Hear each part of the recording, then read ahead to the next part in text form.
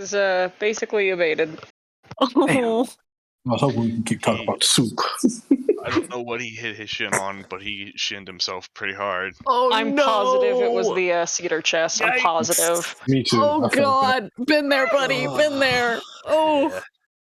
It's his fault for running onto the couch and jumping onto the Yeah. chest. He's in his Hey. reckless era. Hey, you know what? Being a daredevil takes guts, kid. You got. You tell him, Kaz. You'll conquer those stairs one of these days. No. Oh, my God. With that, who would like to tell me, us, what happened 2 weeks ago for inspiration? Fuck it, I'll do it. I don't have Hell yeah. Thursday to do it anymore. All right, we finished fighting the thing, the weird crystal slime thing that was somehow related to Exidia, because crystal shit. Yup.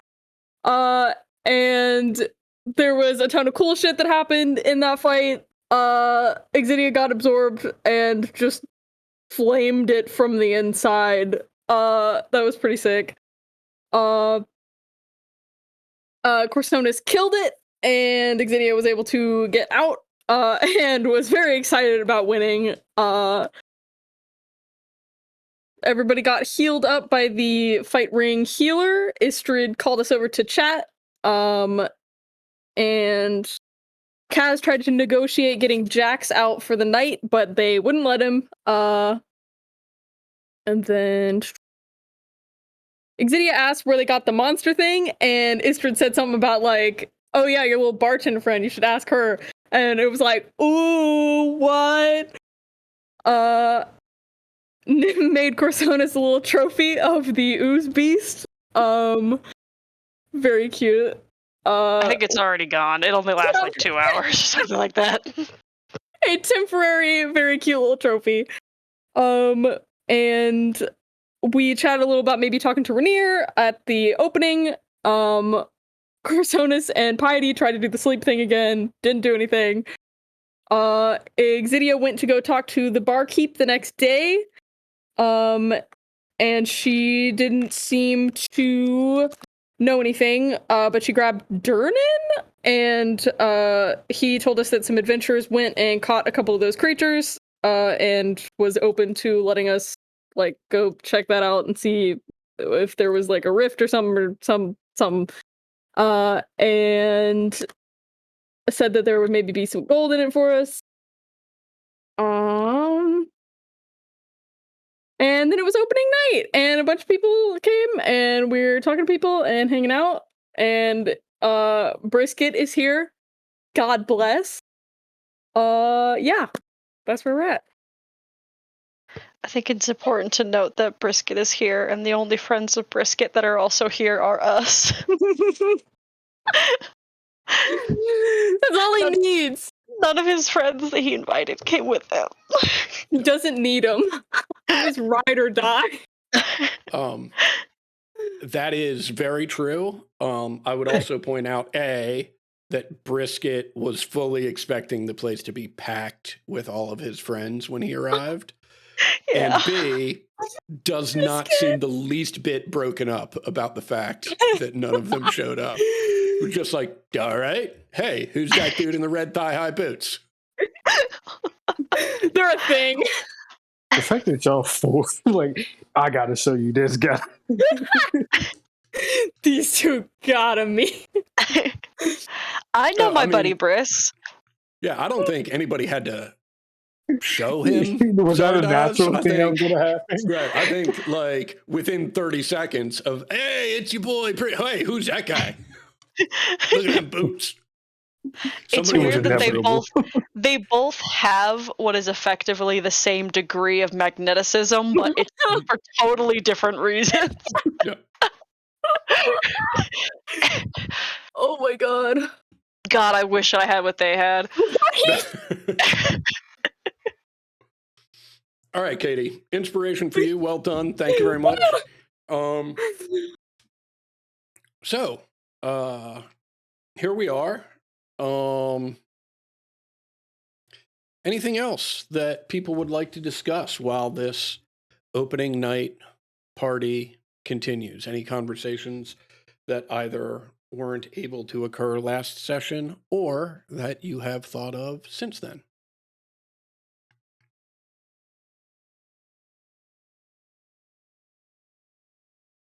No, I'm just gonna get fucked up with my brother. Okay, fair enough. Kaz and Jax are just pounding shots at the bar. Wasn't there going to be a drinking contest with them? Did I invent this? That was at the end of the last session. Okay. It was Exhibit Jax, Cass. I don't know who else. Well, He I probably mean, knows. are the three of you looking to engage in a drinking contest? Is that what's happening now? I'm always down, right? Yeah, I was about to say the same. Exidia will always accept that challenge. Heidi's joining. Okay. Let's see. How do I want to do this?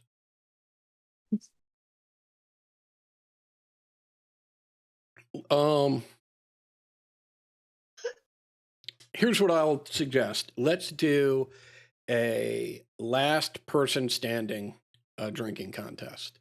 Round one, since we're just getting going, we're going to make 2 back-to-back, just straight Constitution. No, let's make them Constitution saving throws. All right. And we'll just total them together.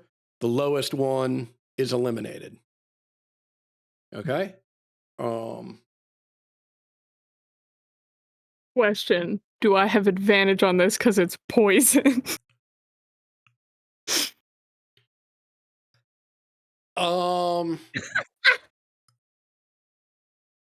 That might totally be a reach. Yeah, I'm going to say that's it's good thinking. I like where your head's at, but I'm going to say that is a reach. All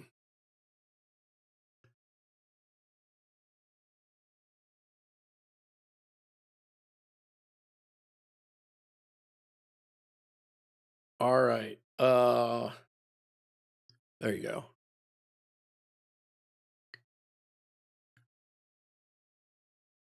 Can you give me one more, Kaz?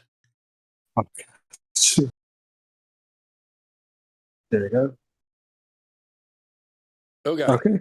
Okay. There are 8 shots lined up on the bar. Each of you pound 2 of them in pretty quick succession. And as a result, Kaz, you just for a brief moment, you stagger back like 2 steps as that second one hits you. You accidentally bump Volo's drink, which is on the bar. He hardly notices. He turns and says something like jamming and then goes back to whatever he was pontificating about. But yeah, you have been eliminated from in the first round. Poor showing, Kaz. But that's all right. You guys own a bar. I'm guessing this won't be the last time. Let's have another con check, Exidian Piety.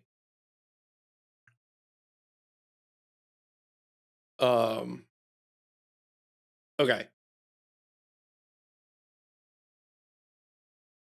You pound down this round, which is pretty close on the heels of round one. Tyler, Exidia falls back into Kaz. Kaz actually has to catch you and sort of prop you back up. And you're clearly a little wobbly. and Jax goes to laugh at you, and he gets out one or two good chortles before he turns around and pukes on the floor. Because he got a nat 1 on his constitution check. Poor guy. But, you know, coming back from the dead will take it out of you. So, in this first full-on drinking contest, as owners of the now open to the public tavern at Troll Skull Manor, Exidia, Piety, give me a roll for that final. Let's fucking go. Yeah. Think. Oh, yep. Humbled. Bounced back. All right. Yeah. We should get a bucket. Exidia, you have this is not your first rodeo. Spent plenty of time tableside performing and drinking at the Yawning Portal. So you rally yourself, collect yourself, and are able to dive right back in. Katie, you were doing fine until Jax booted, and you thought you'd be fine. And like, I don't know, like a breeze blew through or something. You were downwind or something, got a whiff, and boom, just a chain reaction.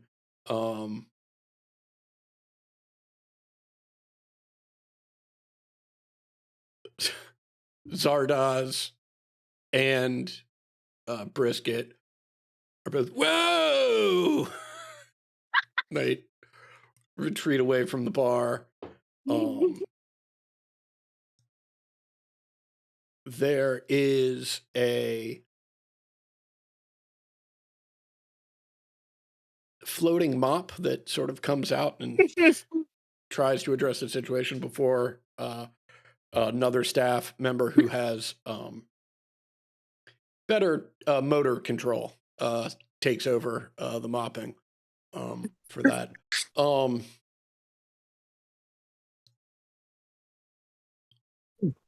Oh, hey, I have prestidigitation. I'll do that. I'll help. All right. I'll take them out.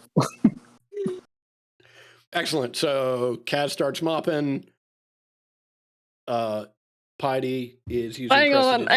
I got it. Move. And that will make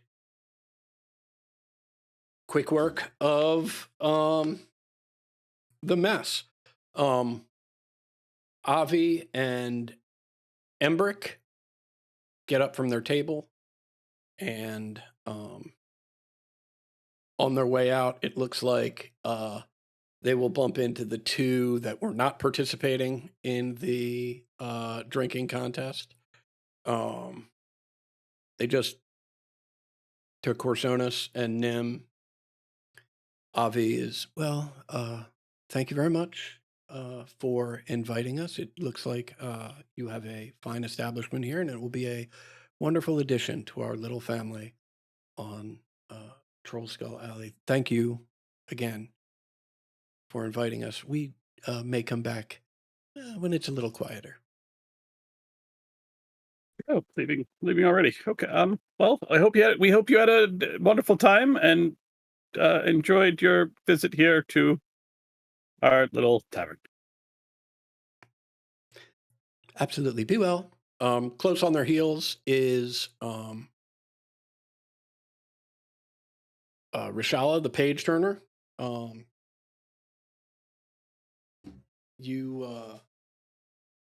me grab my reference here.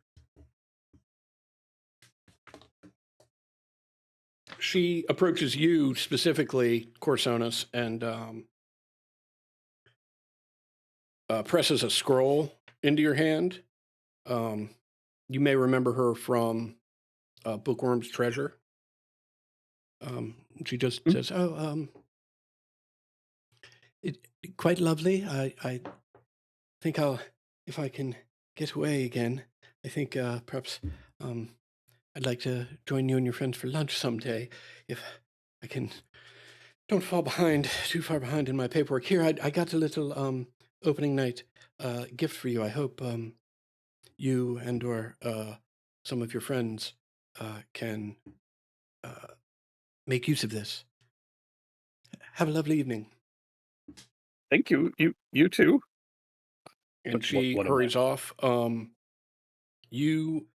She has given you a scroll of dispel magic. Ooh, Oh, can't use that for a couple levels, but well, I can't scribe that for a couple levels, but Right. If right until then, it's in case of emergency. yeah. Uh, um.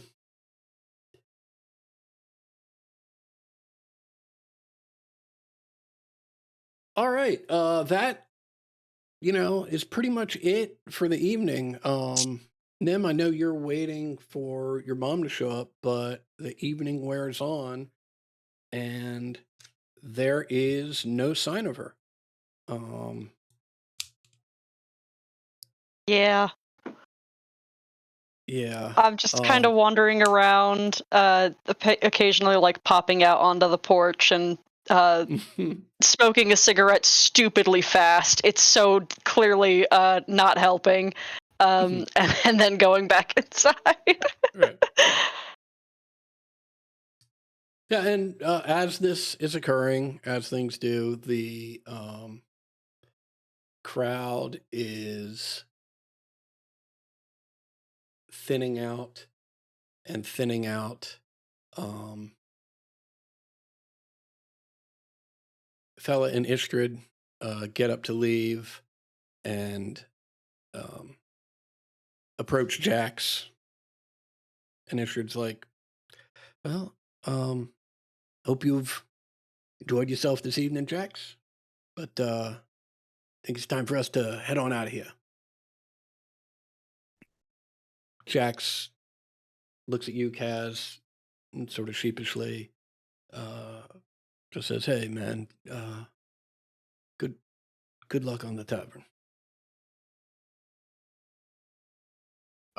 Good luck. Good luck in your fights. I'm gonna give him a hug before they walk out. And he embraces you tight.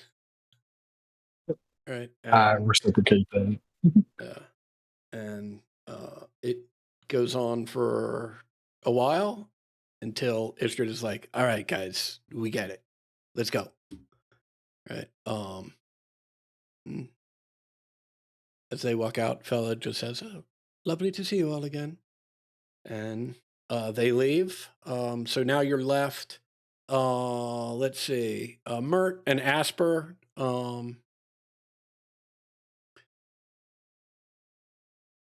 Look around.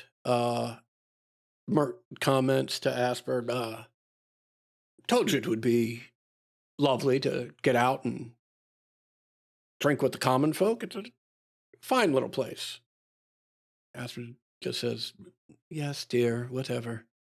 Can we go now? And Mert says, certainly. And then as he's walking out, he's just like, y'all feel free to stop by and see me if you need any more help. And just walks out.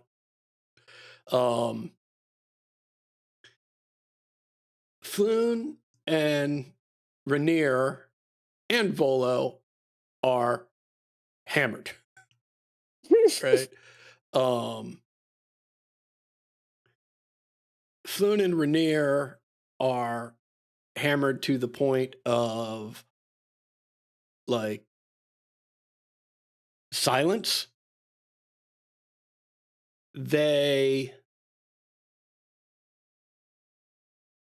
You can tell a couple things.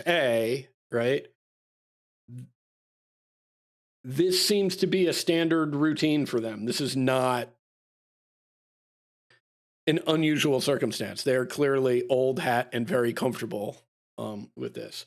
And B, right, it's also clear how they got themselves snatched in the first place, because like a couple of moderately armed 12-year-olds, could probably take him right now. Which is just nice information to sort of file away.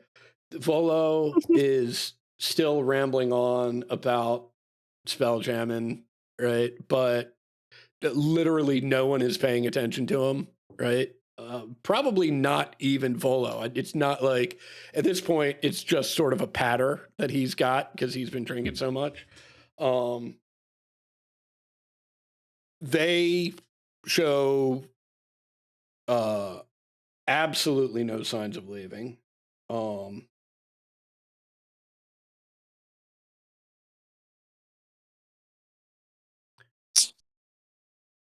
Let's see. That leaves Brisket and Zardoz, who get up to leave together. Zardoz walks right up to you, Piety, and just says,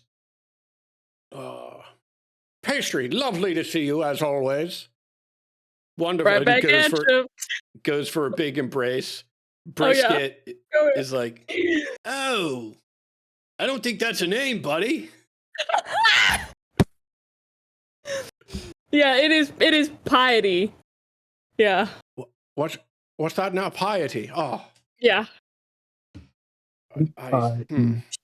It's difficult to keep one name straight sometimes, don't you think? So true. So true, bestie. Could not agree more. And he begins to wander out. Brisket looks at you and just rolls his eyes. Right. And it's like, but he does have style, so I'm going to let this slide this time. And he follows him out.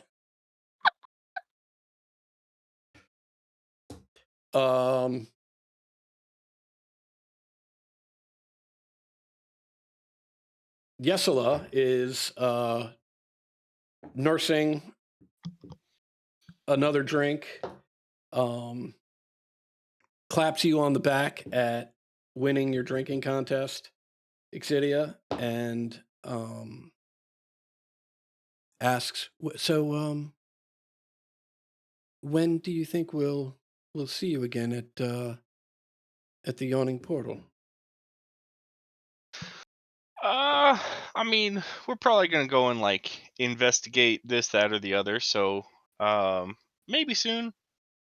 We'll I can definitely make a point to stop by though sometime. I'm sure. Yeah, that would be very nice. And hopefully, whatever you'd be investigating there, hopefully it's not as dangerous as the fights. Although I understand you all did fairly well there too. But seems like you guys could use a more relaxing activity, really. I have spent a lot of time in my life relaxing, and it's great. Don't get me wrong, but I look forward to excitement also. Okay, well, in that case, I hope it is just the right amount of exciting for you. That's what we all hope for. That's for sure. Well, I look forward to seeing you again, but Yeah. it is late and I've got a shift tomorrow, so be well, everyone. Congratulations. And you are left here. Nim, still no arrival of your mother, and 3 drunks left at the bar. What's the plan? I do not plan to take my elven trance until the second half of the night, so I plan on keeping everyone company until I can shoo them out. Okay, great.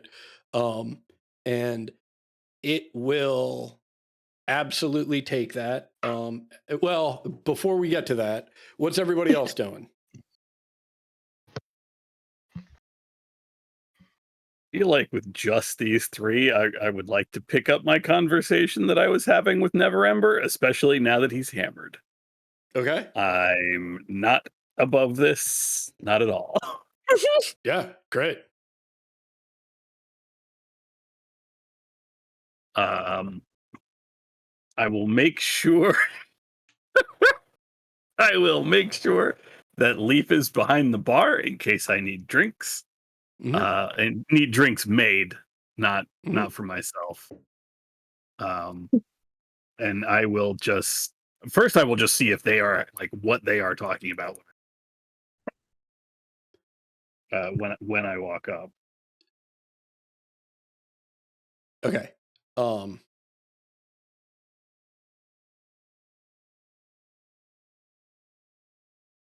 Floon is just over and over again saying, Rainier? Rainier? Rainier. Rainier is responding by drooling a little bit onto the bar. He's resting his head in one hand with the elbow on the bar. And he is either on the border of being unconscious or straight up unconscious. Volo has two hands around a mug of ale and is staring into it and is mumbling something about and the two of them face off against each other and only one of them can control the helm. And so but after one controls the helm, the other one can't control it for like a whole day. It's a big mental battle. It's very difficult. It's very taxing. It's very exciting. And it just babbling. This is maybe not the good idea that I thought it was.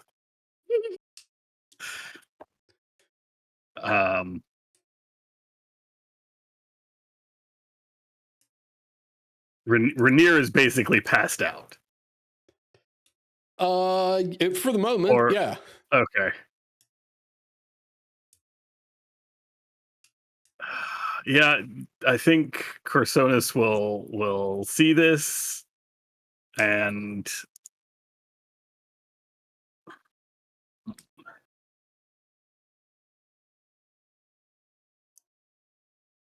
yeah, I think I'm just going to abandon plan here because I don't feel good about. Hey, wake up so I can half interrogate you half conscious. Fair enough.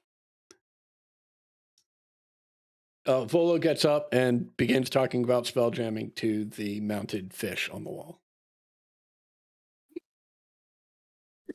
I'll go out and whistle for some late night carriages to take these rich people home. Excellent idea. Yeah, I'm not paying for that shit. They're rich. Right. Right. You probably have to go like around the corner and just up like half a block. So that's fine. I need to burn off some jitters. Right. Just to attract, go somewhere where there's a little more foot traffic or, well, any sort of traffic. But that's easy enough to do. They're a little hesitant at first, but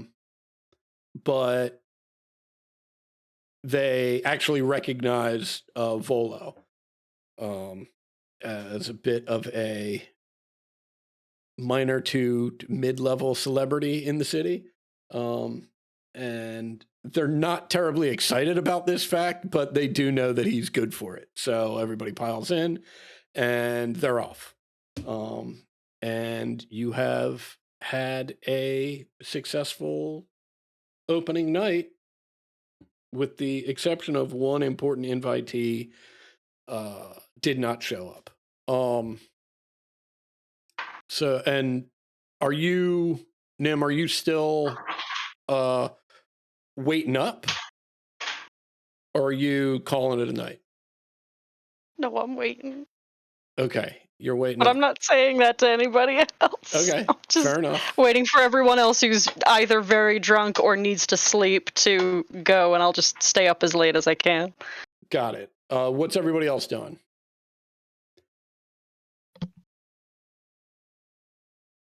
I think Kaz is looking for a romantic partner for the night. Okay. I think that's what Kaz is up to.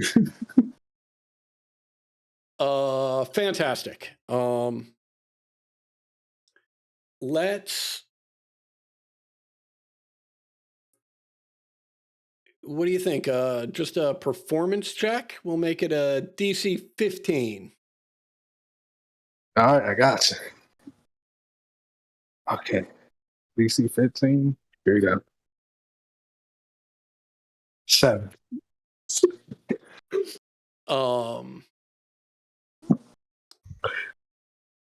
So you know what are you doing after this? You are primarily focused on showing your brother a good time, and as such, you don't turn your attentions to finding a companion for the evening until after he has left, at which time the pickings are just numerically very slim, and you sort of down about your brother. You're sort of down about losing the drinking contest pretty badly, and the game out there. The game. Yeah, you're just off for the night. Yeah, that's cool. You know, yeah. Jesus Christ, Katie. Okay. I'm going home too. Okay, so you're going up to bed. Exidia? Exidia heads outside to start making her way up her ladder, decides she doesn't feel like climbing the ladder, and just like sleeps outside under the balcony. Great. Love it.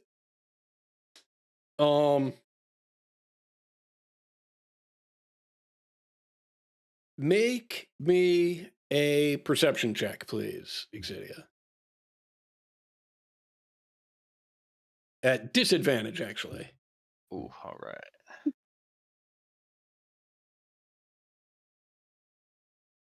Okay. Yeah, you are passed the fuck out. You are unconscious. The good news is, get a surprisingly good sleep.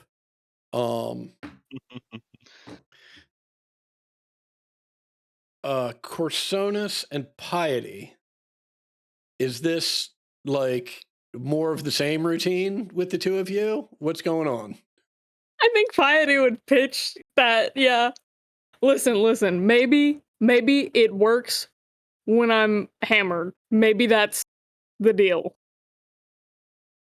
I suppose. I'm not sure what sort of dreams you'll get out of this, but Probably none, like usual.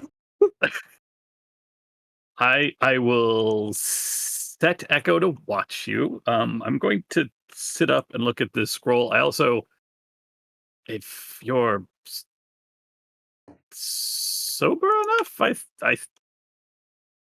I don't know. I feel like there's something we've missed. What do you mean?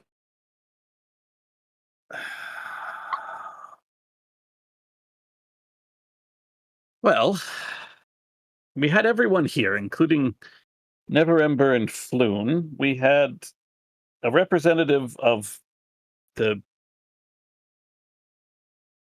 Zentarum, not the Xanathars. Maybe a representative of the Xanathars. I don't know, but I don't know. Everybody had their conversations. I had my conversation with Neverember. Perhaps there is something that might be useful for us to to realize that maybe one person knows and the other doesn't.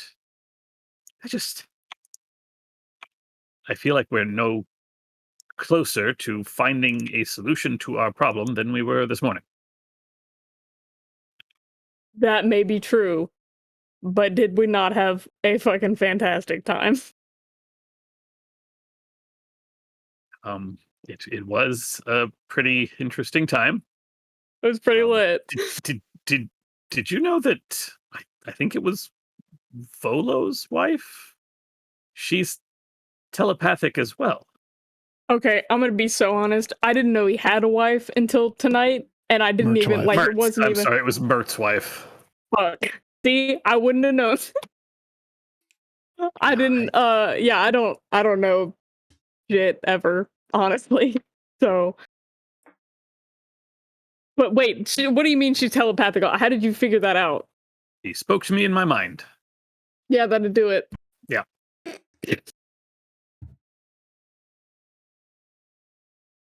Anyway, well, perhaps that's something for the morning when everyone else is sober. Yeah.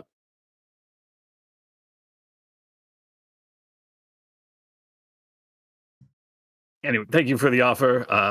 I will not be staying up. I myself am. I didn't do much in the way of drinking or partying, but that fight drained a lot of my energy. Yeah. So I do need to rest. That is very fair. I'm gonna go sleep in my bathtub. I say sleep, not literally. Okay. Just so I don't have to ask every time, is this now going to be the normal arrangement?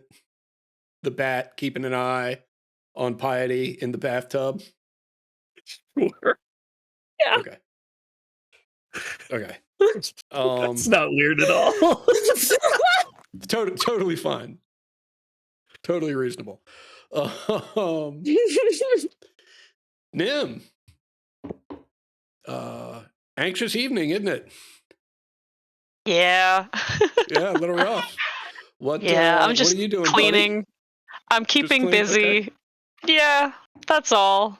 I've got like most of the lights off, but Mhm.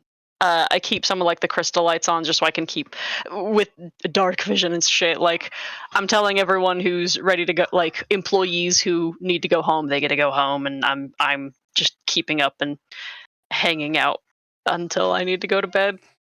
Okay. You do so, and the evening wears on, and you hear the occasional bits of ruckus outside, easily identifiable as drunks stumbling from one location to another. But no mom. So that condition continues deep into the evening. And presumably at such time, 3, 4, 5 in the morning, you are going to go up or perhaps stay down here and begin your trance. Is that accurate? And I definitely go back upstairs. Yeah. Okay, fantastic.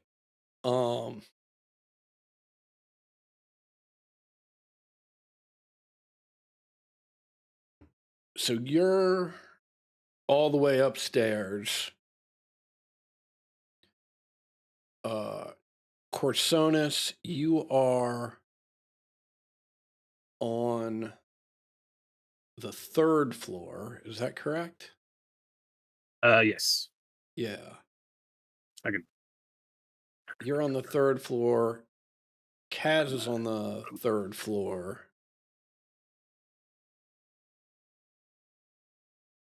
Piety, you're in the bathtub on the 2nd floor. I thought I was 3rd floor. Oh, I think- you're on the 3rd floor. That's right. Yeah.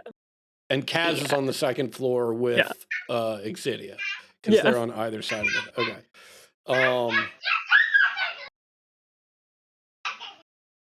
But Piety. Well, Kaz is on the second floor. Exidia's on the ground floor. Right? And you three give me DC, we'll make it easy. Give me DC 10 constitution checks to see if your hangover is debilitating or not. Dex? Saving throw. Pink. Just another Nice. Okay, that's bad. Yeah. Okay.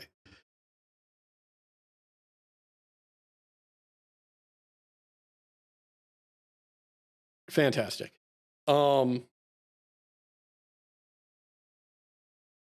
Katie, you're the only one who is in like super rough shape.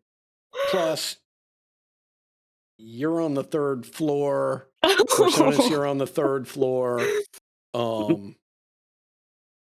Nim, you're technically on the fourth floor. If you three could give me perception checks at disadvantage, and Kaz and Exidia, if you could just give me good old-fashioned perception checks, that would be wonderful. Question, since Yeah. my bat is also up, should I roll for echo? Sure.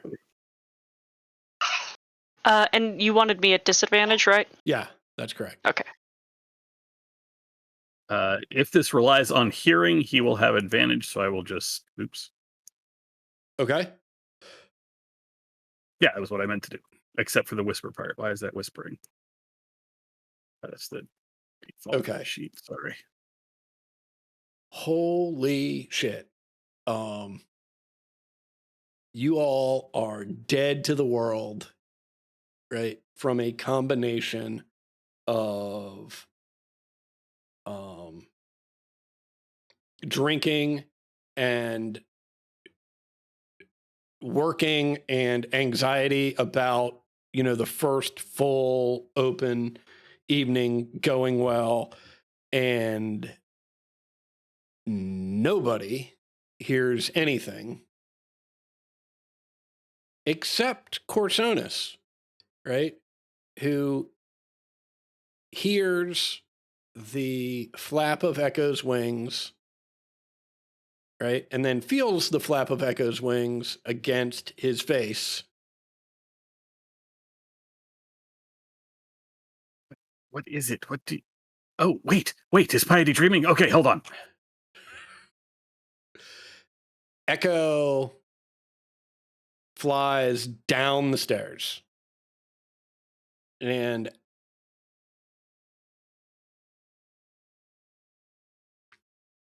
assuming you follow,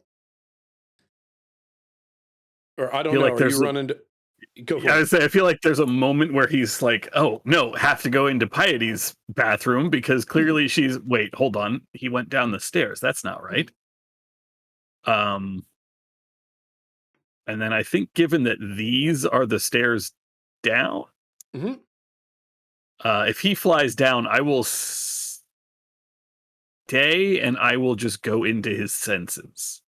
Okay. Now, here's what's weird, right? Although we can play fast and loose with it. Technically, right? These stairs will get you down to the second floor, but these stairs take you from the second floor, right, to the first out. Floor. Right.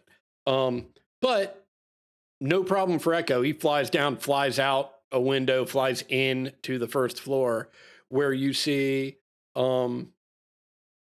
a stout elven woman similar to Nim's complexion, like pulling at a broom, right, that no one else seems to be holding, and is not cursing at it, but has strong words for this broom, and is encouraging it to acquiesce and to let her commence with sweeping.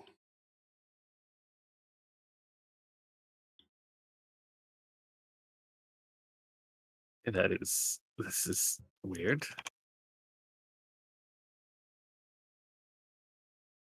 Who would be awake? Well, Piety will be awake. Wait, she's fighting with Leaf. That took me too long to figure out.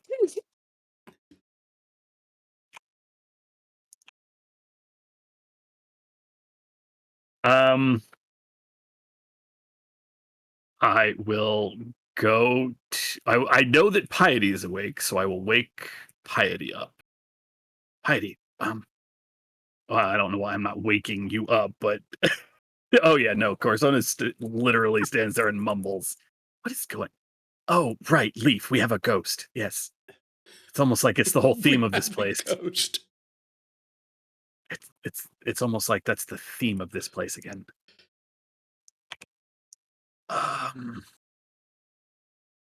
Piety. What? Okay, whoa. I'm gonna need you to take it like down like a lot. Oh, right, you're hungover. I feel so I feel more dead than usual. This shit sucks. Right. There's someone here. Stay here. I'm gonna see who. Wait, no, What? Exidia was drinking, and so was Kaz. Right. All right. I will go through my room. I will climb up the tower. I will go through the window, awkwardly moving along the roof, and attempt to knock on Nim's window. Nim. A whole Nim. adventure to talk to your roommate. I'm assuming this would wake me up or like alert me. Oh yeah. What the fuck? There's a door. I climb out of my hammock and open the window.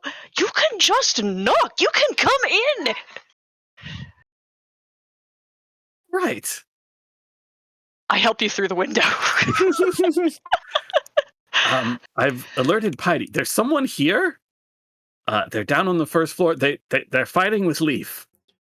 Everyone else is passed out or drunk. You were the only other one remotely sober, like myself. So I need your help to confront this individual. Yep.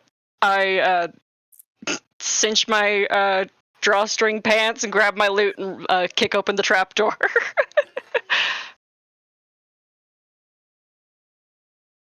Fantastic. Run downstairs, yeah. Yeah, and as you have probably guessed by this point, as you make it downstairs, you see the person that you had been waiting all last night for, who is, as Corsonis has deduced, is trying to wrestle a broom out of Leaf's hands. And you know this. I mean, could easily do it, right? But Leaf apparently is continuing to reach for it, right? And is just your mom wants none of this. It is having none of the nonsense, right? Wants this to stop immediately. Your mom doesn't understand that it's a ghost, however, and upon seeing you, right? It's like, well, look, dear, you know I'm very supportive of your magic and whatnot, but your enchantment of this particular broom, although entertaining and perhaps useful for moving the dirt around on the floor here, isn't really sufficient to get rid of the dirt. So if you could turn it off, I could just take over and have this floor in good shape in 10, 15 minutes tops.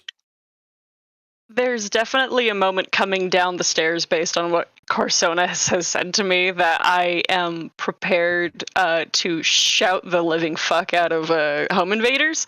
But upon seeing my mama, I just run over and hug her, probably like coming up to like under her chin. Yeah, and I mean, like you, Corsonis, you're the only one up to see this, but Nim just completely disappears right in the embrace of her mother. Is clearly, at least a head taller, broad shoulders, thick arms, thick legs, just completely. For that moment, Nim is just gone, and you hear, "Oh, I love you too, my little blueberry. Now, please take care of this.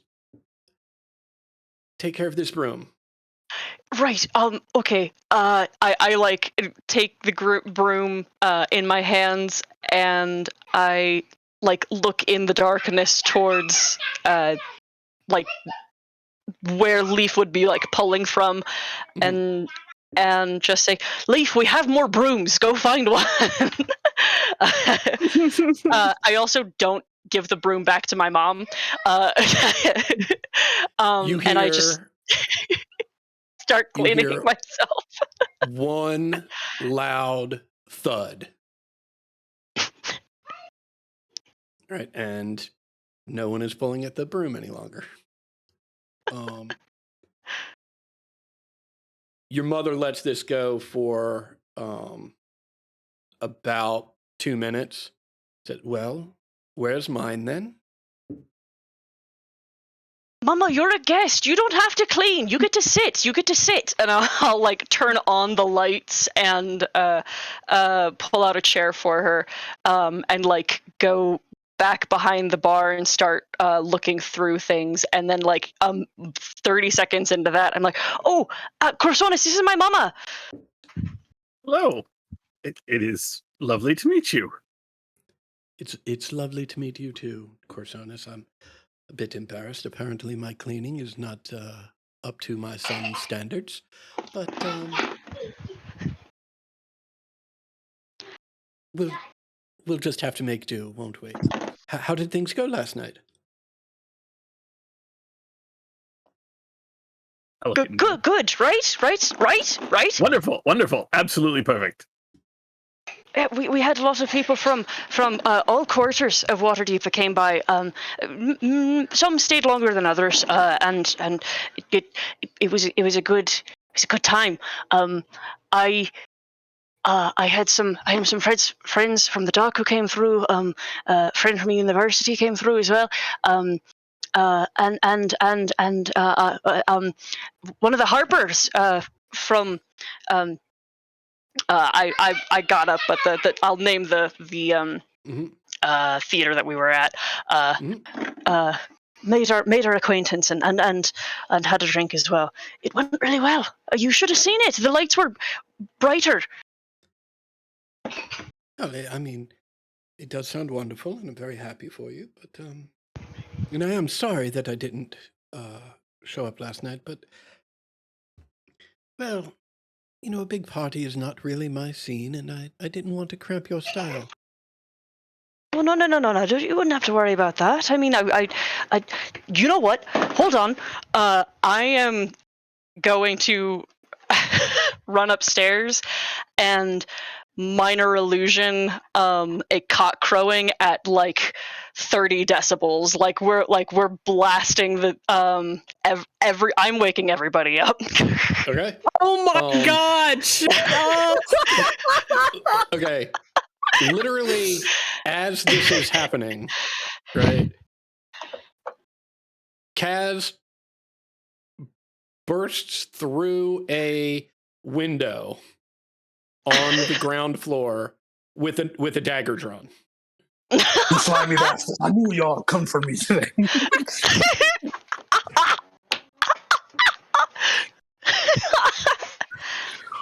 Put your knife away or my mother will throttle you.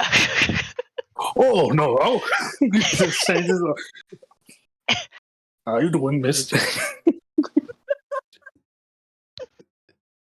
Very sweet that you thought that would protect you from me. It's very kind. It's nice to meet you. Nice to meet you as well. I go out for a handshake.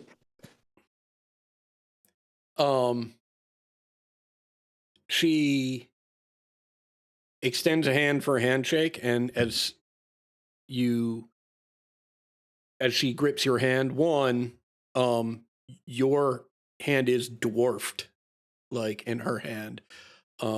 Two, it's a firm handshake, right? You can tell pretty easily that if she wanted to, right, this could be really painful for you, right? She's just got that easy sort of strength that she needs to be conscious of in moments like this so as not to hurt anyone accidentally. But as you grasp hands for a handshake, she just pulls you towards her and embraces you. I've never even start fucking like patting her back. I like your mom. And Kaz, I make like direct eye contact with you, and with the most serious and intense stare, I just say, I need you to make mojitos. Mojitos, yes. Hops over the bar. I mean, as many as you can confidently make. I say that very quietly. my mojito time.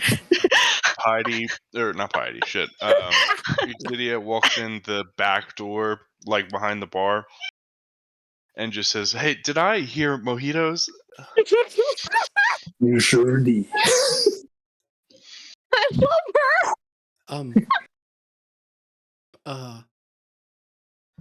Pardon, sir, pardon me. You seem to you have a small branch stuck in your antlers. Oh, hey, look at that.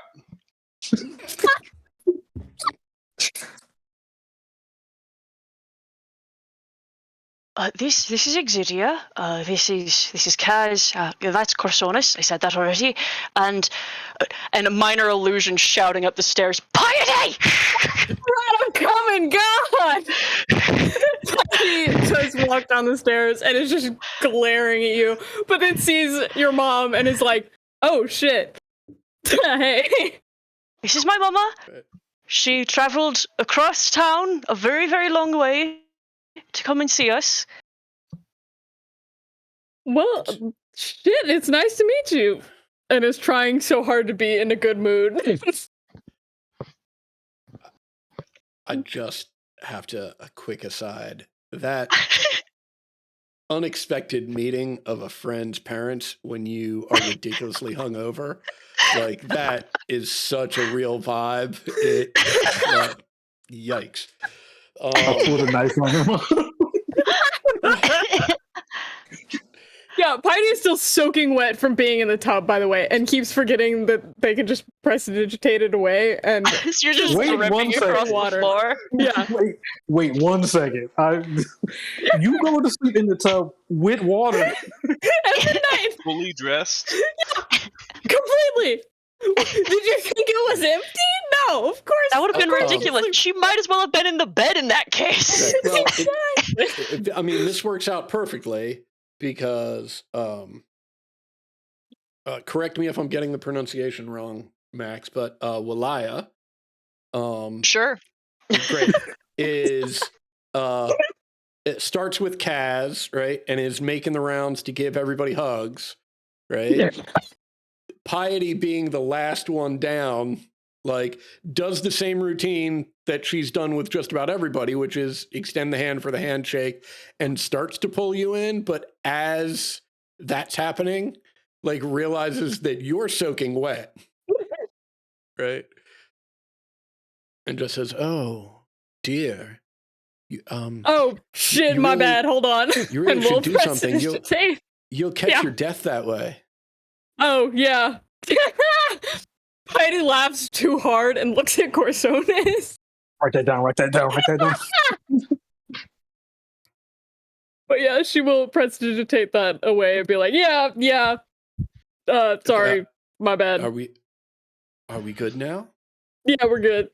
Okay, come in, give Mama a hug. Okay.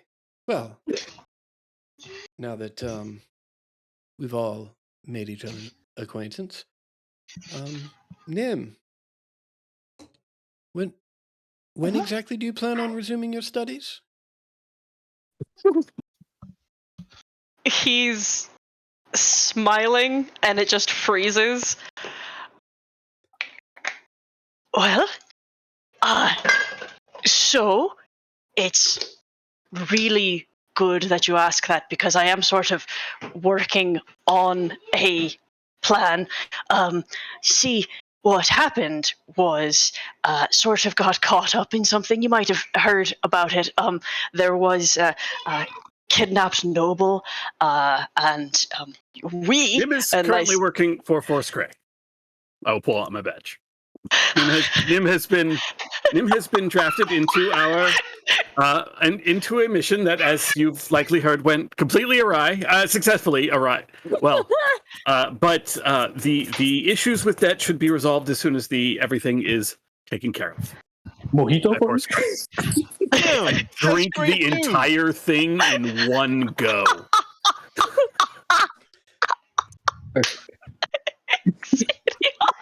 I'm trying to break this up with mojito. There's not enough time to process what's going on. You offer Corsoda some mojito, and he just chugs it. and as part of this adventure, we were gifted this facility, which we could have sold, but it was a real piece of rubbish when we got it, as we had to clean it up at least a little bit before had any consideration of that. But we're working on profits, and as soon as I've had my share cut and I'm able to pay back what I owe, I'll be able to put down another down payment for another semester, and I can I'm barely doing anything here anyway. I might as well go full time for school. Maybe do this part time, night time, sometime.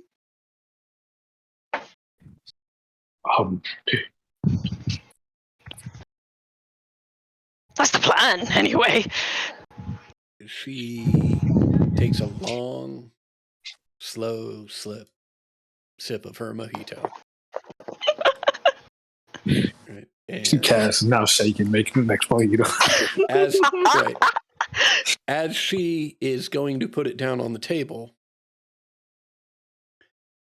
her brow wrinkled in consideration of what she's heard. She pauses for a moment and turns to Kaz and just raises the glass ever so slightly. Just goes, and then puts it back down on the table. So Xadia gives Kaz a low 5.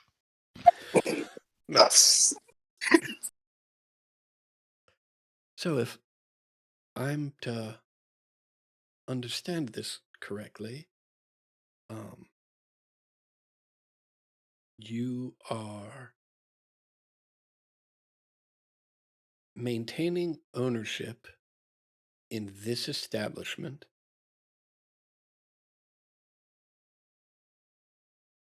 in order to raise the funds necessary to pay the debt so that you can return to school full time while operating a tavern part time in between the hours you'll be spending doing special intelligence work for Force Gray. Is that the plan, Blueberry? I mean, I don't see why I why I couldn't. I mean, truth be told, Force Grey, I mean, I'm kind of a shit agent for them anyway. Corsonis is significantly more impressive. I'm under his supervision anyway. Besides, if I am part owner here, then perhaps I could work out with the professor some sort of on-site program so that I could actually work towards getting certified and maintain business here and practice here as part of work and school. That might be useful.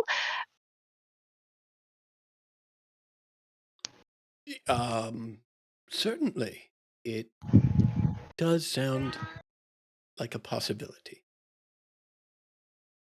It sounds like a convoluted possibility, but a possibility nonetheless.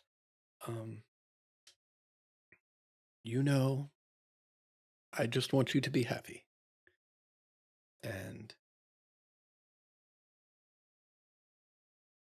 I was proud of you. We were all proud of you when we heard of the work that you and your friends had done saving Rainier. And to be honest, I had hoped that you would find a way to parlay that temporary fame into tuition so that you could return to school.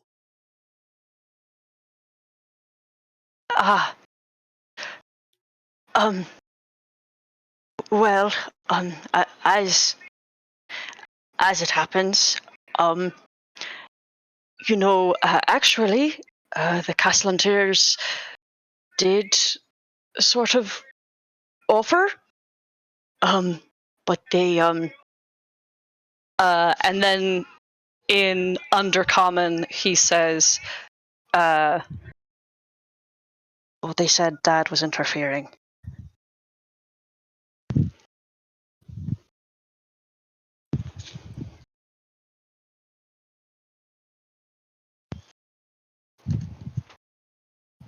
What did the Castlanters have to do with this? Well, they are the benefactors for the individual who acquired this building for us.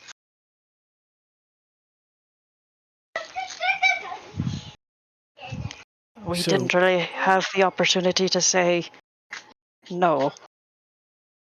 So you don't own the building? No. The Castlanters own the building.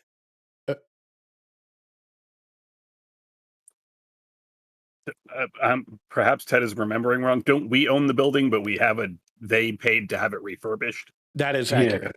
Oh, okay. No worries. I think I'll have rephrased that then to be correct. So you. Okay, let me understand this correctly. You've opened this establishment in part to make the money necessary to pay your outstanding tuition at school, but in order to do so, you've gone much deeper in debt with the Castlanters, no less.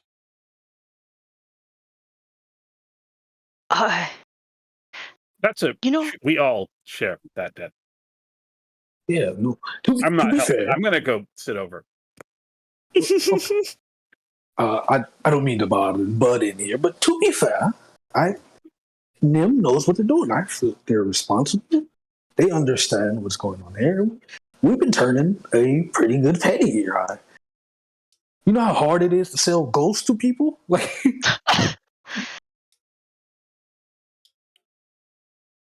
it's a cool ghost. He's nice. I love him. He's lovely. He's very cool. Okay.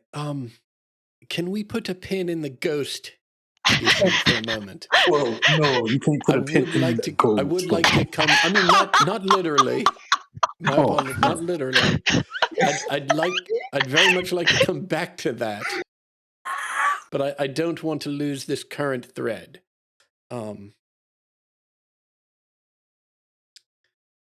Look,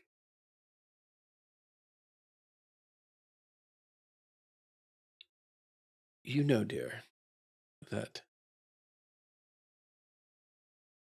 I don't look down my nose at a hard day's work. And I don't hold any particularly special place in my heart for higher education.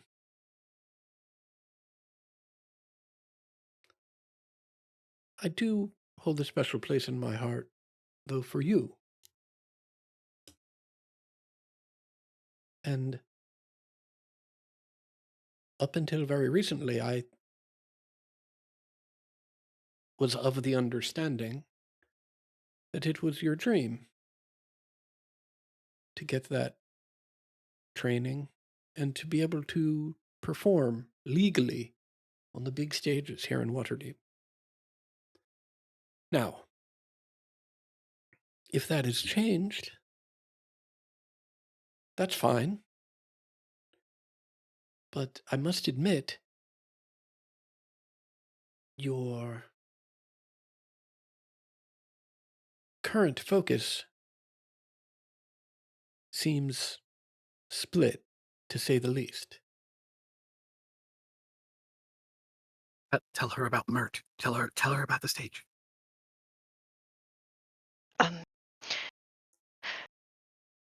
You're right, Mama. I mean it. I'm going to get my certification. I promise. I can't do some of the things that you've done to. This is what I can do, and I need to get money somehow. And the thing that I want to do to earn money, I can't do without getting arrested, and I'm not doing that again. And so I'm going to do this until I can finish. I'm going to finish. I don't want anything else but that. I promise. Well,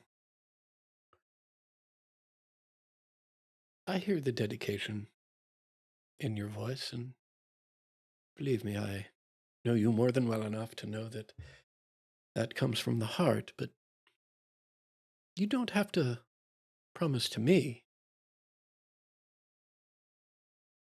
You need to promise to yourself and be honest with yourself about what you want and what you're willing to do to get it. If you believe this is the best plan to get what you want, well, I'll support you. I don't know that I necessarily agree with you. As I said, it seems pretty complicated. But you're a bright boy. I'm sure you've considered your options.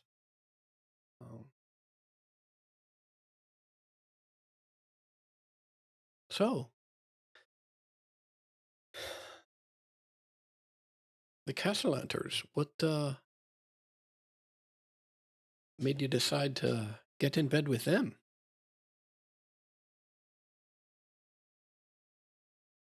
Well, actually, Volothamp, well, he probably couldn't get in bed with them if he really, really tried, but he kind of coughs and laughs, and then says, but he made the arrangements, and Neverember has done some assistance as well, but he credits our assistance rather than a real debt. We're To be honest, I don't really know them. I only spoke with them the one time. They've invited us to their estate in a couple of days to speak with them a little bit more about the terms, I think, or just to, I don't know, maybe a friendly chat, I think. Not Make really me a a decision perception that I had check, any Nim. thought.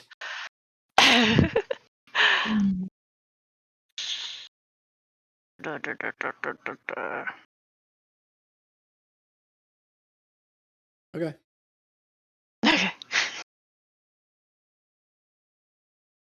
Not really a choice we made so much as one we found ourselves foisted into.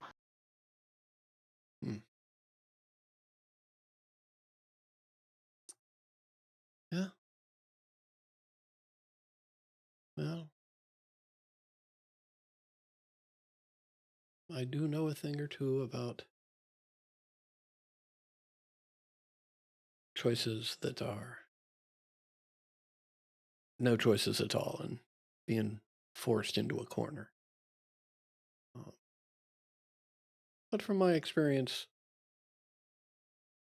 the best thing one can do under that circumstance is anything they can to get out of that corner just as quickly as possible. Yeah. As I said, I know you're a bright boy, and your friends here seem lovely. I would suggest for you and for all of you to do what you can to get out from however many thumbs you're under as soon as you possibly can.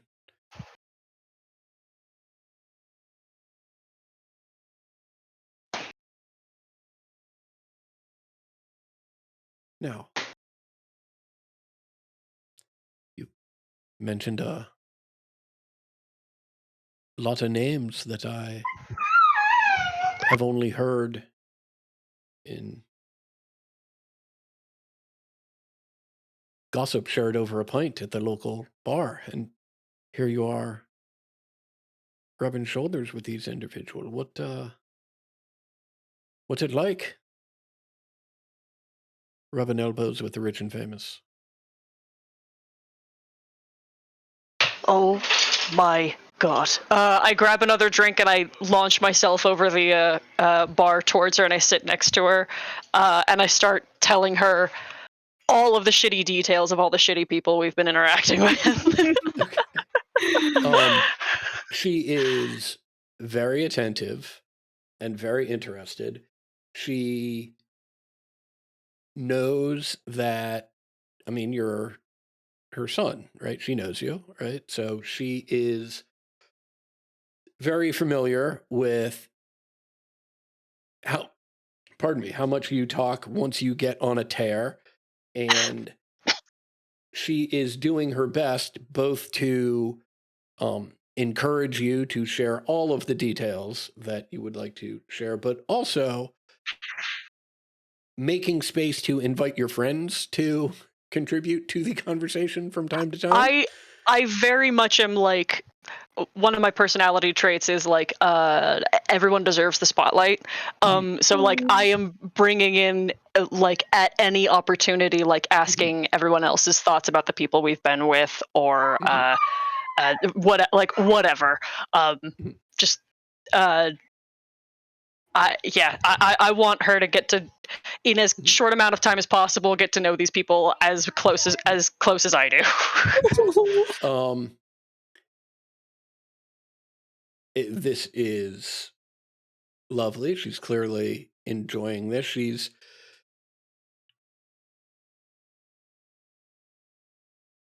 probably after like the first, I don't know, quarter, third of this, right? She's sort of getting up, and now she's going over the bar and getting her own drinks, right? And then she's going to the bar and getting drinks for other people, right? And as this tale works itself towards its end, your mother has a broom and is sweeping. What the hell she do that? I just let her. And then if anyone gets up to stop her, I smack their hands.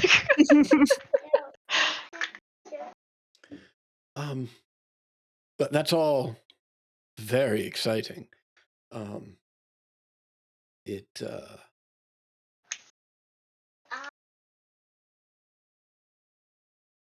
can't say that any of them particularly sound like people that I'd want to necessarily spend much time with, but in terms of entertainment value, that does seem high.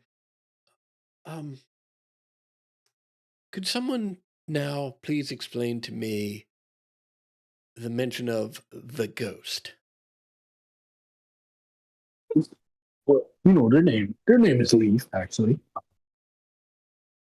don't know, they were just here, and they really wanted the tavern to open it back up, and we did.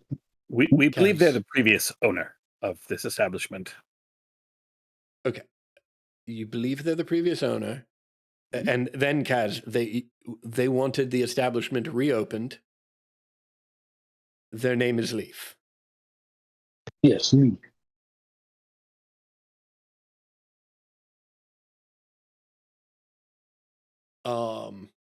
She takes a minute to consider this, and then, not yelling, but pretty loudly, she just announces, Leaf, I was not aware I was wrestling with you for control of the broom. I do apologize. Will you forgive me? And there's a couple beats, and then from the basement, you hear just a thump, like underfoot, like he clearly is using something on the ceiling. You just hear one thump. And she looks at you. Is that good or bad? I don't know what that We should write that down. Was it yes or no? One thump means yes. Yes, no, that's yeah. Oh, wonderful.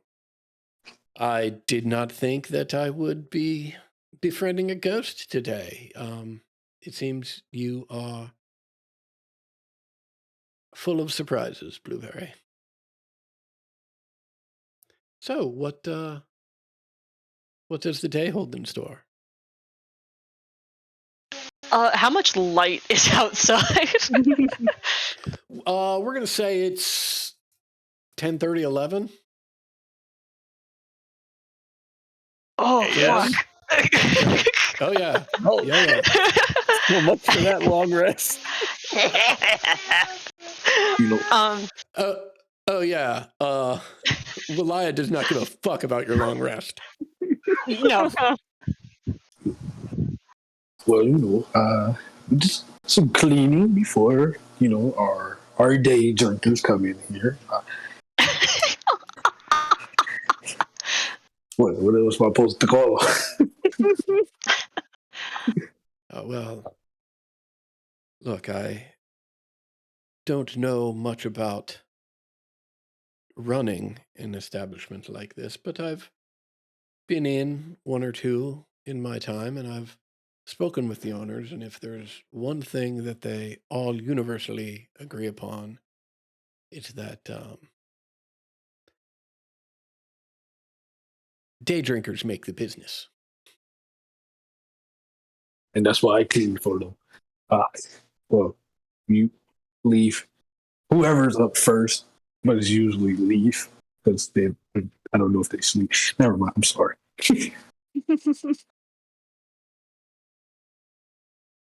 Okay, well, Nim, you mentioned this performance at the Opera House?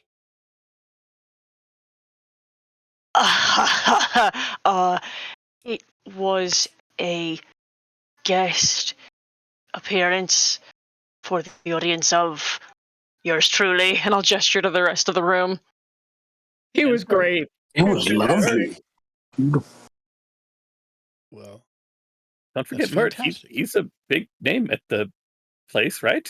Right? He might be the keeper of the house. See? I mean, who the fuck else owns a theater in their, like, one of their properties like that? I think, big name, right?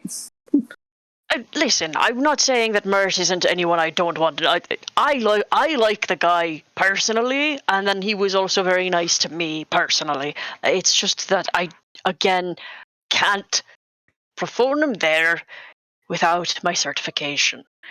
I just meant when you did perform, he was there and he enjoyed the performance. That He is should know true. his stuff. He owns the theater. That's all. Look, you're definitely in his eye now. Sell yourself a little, Nim. Sell yourself. Come on. Well, I mean, not like, okay, I'm going back to sleep tonight. It was Oh, lovely no, to no, meet Listen, you. no, I'm pretty sure that I did try that, and that was even more disapproving, right, Mama? Oh, wink. Well, when I bailed you out of jail, it was for performing for the public without a license. This wasn't a public performance, was it? I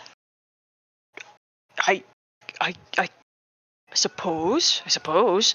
I mean, Oh, this is very private. was the theater open? Were they selling No. tickets? I hope not.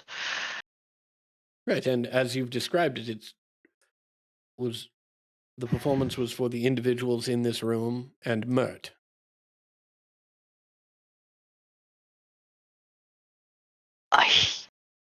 Right. Yeah. That's a pretty good. That's a good idea. That's a good idea. And Mert likes you? I think so. Mert likes all of you? Yeah. Well, perhaps you could do your mother one favor. Perhaps you could ask Mert if there might be a repeat performance for closed audience. Only one additional attendee. She smiles broadly. I smile back, and I go to find some paper, and it's probably not too early anymore for couriers, but I'll go and scribble down a note to Mert and pay a penny to have that get delivered out that way. Well, wonderful. Never hurts to ask, does it? Well, I hope not. Otherwise, I'm in a lot of trouble. Okay, team. It's been lovely getting to know you. I'm very happy that you all seem to be doing well with this establishment. I'm very happy that my little blueberry seems happy. Now, I understand last night was opening night, but this place is still a shithole. We're going to need everyone on cleaning duties. Who's getting a bucket and a mop? Who's on windows? We need, and she is taken over. Unless somebody says something. That is 100% a parental ass kisser. Yeah. He's just like me for real. Exidia uses the verbal hidden step and just goes invisible and hides. God damn it, Exidia. Heidi tries to sneak back upstairs, but is no, absolutely not. Oh, wonderful. Yes, you why don't you take charge of the second floor? I understand you've already got the water portion under control, I guess. You seem to at least have a handle on that. I'll be up to, well, inspect is such a harsh word, but I'll be up to do that in a bit. So have at it. Now- Captain Heidi will go prestidigitate like 2 things and then get back in the bathtub. Awesome. Jonas will pretend that there is something. Yes, there's a thing outside, and I will. And then by the time he is going up the stairs to the 3rd floor, is literally crawling, just crawling to get into his room. So tired. Echo, run interference for me. Thump. Kaz, what are you doing, my man? Whatever she said. Okay, fantastic. Yeah, and she has not a second thought for the 3 of you that have disappeared. Right? In her mind, it's, look, there's work to get done, and those of us that are doing it are going to get it. We're going to work on it for as long as we're going to work on it, and we're going to get it done. Right? And yeah, if people peel off, they peel off, but I'm not going anywhere till this work is finished. And she spends the next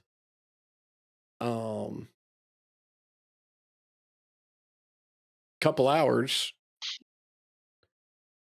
cleaning and scrubbing and is happy as a clam doing it. Right? And Nim is just chatting away with you about, how things are down at the docks, which nothing is particularly surprising about that circumstance. You've heard similar stories going on, 20 years now. It's the same stories, but it's different people. Right. But I'm still invested. Yeah.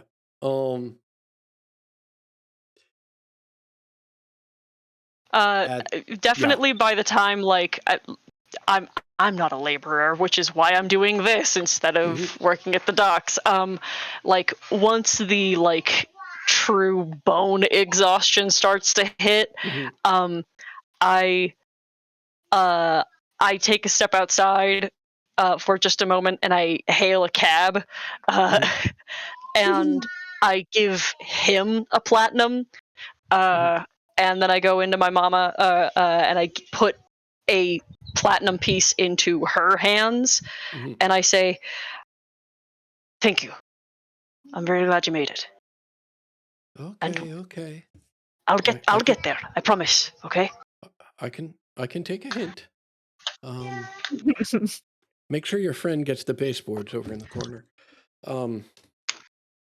I shout at Kaz that he's not scrubbing hard enough. You see, Kaz is fully smitten by your mom. Truly in love.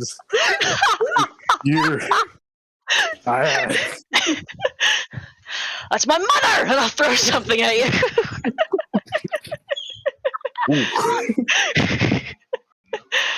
She's too old for you. 124. Yeah. Oh shit. Just go back. No. I forget that other people are elves as well. I understand, but really, you can't blame the boy. Well, look. As I said, I trust you. I believe in you.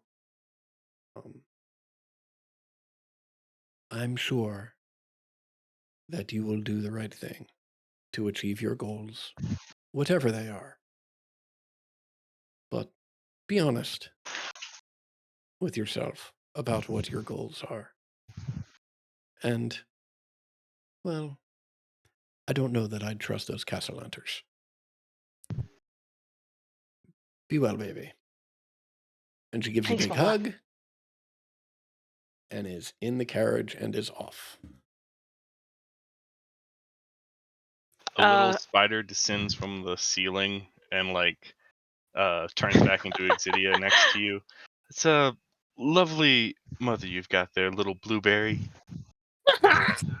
He just smiles up at you. He's kind of like standing over Kaz, who's like still cleaning. You can get up now. Okay. You should invite her over. There's like a brief little bit where Nim kind of like tells a little bit about her, and says, I mean, a few decades ago is when she actually came to the surface. She's not really.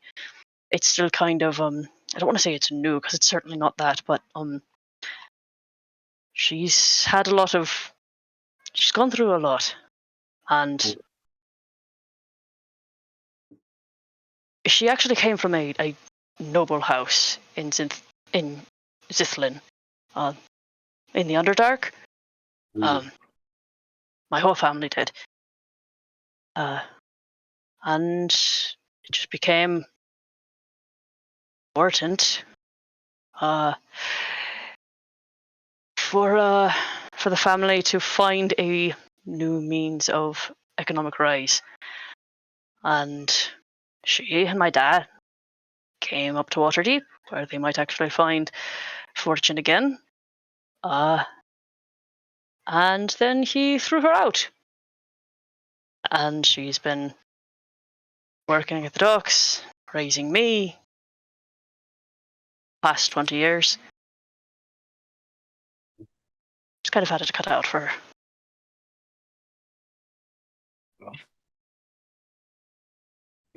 You know, that's it's always difficult falling into hard situations, you know.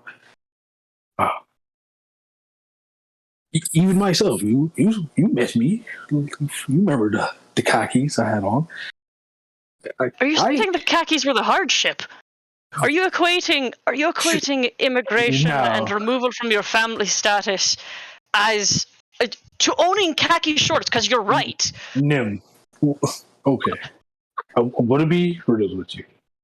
Those was the only things I had on my body. I also came from a quite rich household. And when my parents died, both of them, me and Jack took over the name. And, well, you see, we fucked up pretty badly. And now he's doing fight shows, and I'm trying to save every fucking penny I can find. So I know how it feels to fall from grace or whatever. You just roll with the punches, as we know. I'm sorry. I'm sorry that happened to you too. I didn't have to live through what my mother did, and I'm sorry you did. I do plan on paying off my own debts, but I want to do what I can to help you and Jax. It feels really shitty to be where you are. No. Don't worry about me. I am my brother's keeper. You, like you said, you're going back to school. No matter what happens. Oh, fine. I will happily not have to take part in any part of that incredible nightmare of a debtor that you got to deal with. Oh, yeah. Please don't put yourself between us. I don't fucking blame you. Mojito? I made like 5 extra. You know what? 1, 2, 3, and just one and one down a hatch like after another, and I will see you all whenever I can crawl out of bed.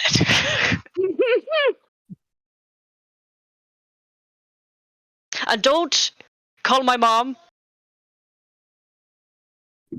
I won't call her nothing she doesn't want me to call her.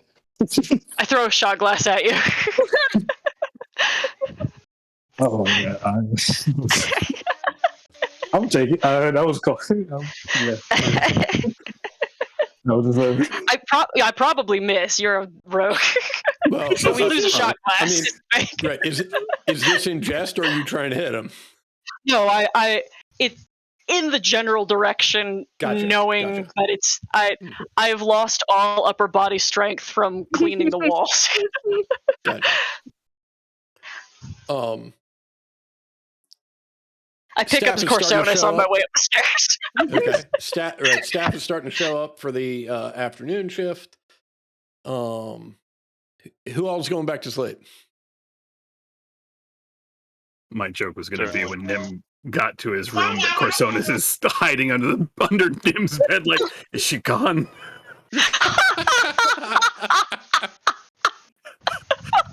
No, Corsonis will pass out in his own bed. Okay.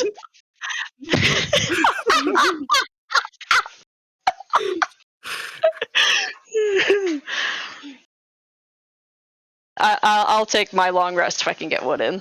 Okay. Kaz, Exidia, what are you two up to? Yeah, long rest. Okay. Someone has to work at this bar. Well, I mean, we have staff. Right, you have staff. We don't have. This is my job, right? And I'm finna do my fucking job. I admire the dedication, but I need my spell slots, so. Okay. Godspeed, soldier. Make me a Constitution saving throw, Kaz. I got you, fam.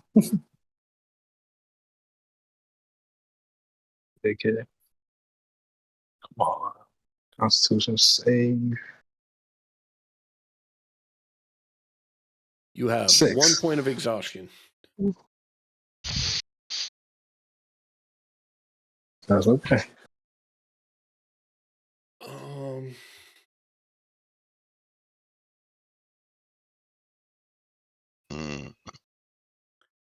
Yeah, let's do this now.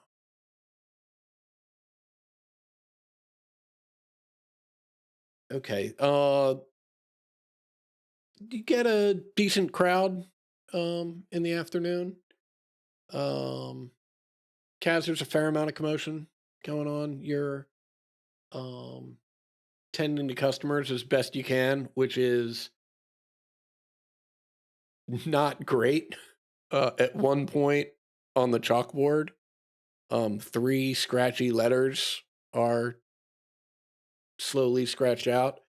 Just says U-O-K.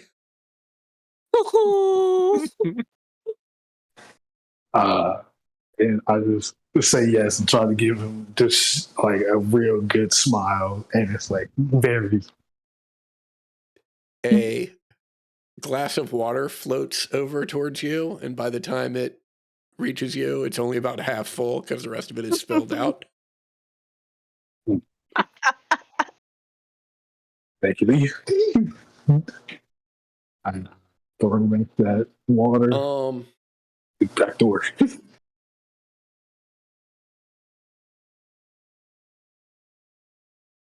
Piety, Yes. you are shaken awake. There are hands on your essentially your lapels of your jacket or the front of your shirt, right?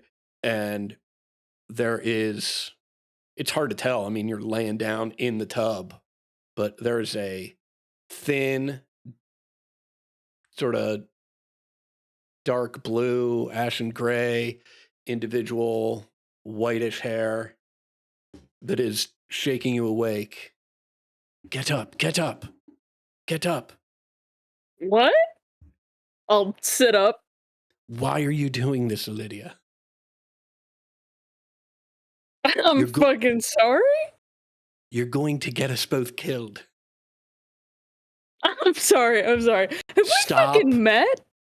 Stop Please, enough with the games. Stop fucking with Jarlaxle. Okay.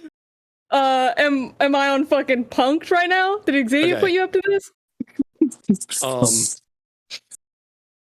Pause. Corsonis, your head is going fucking crazy because Echo's losing his shit.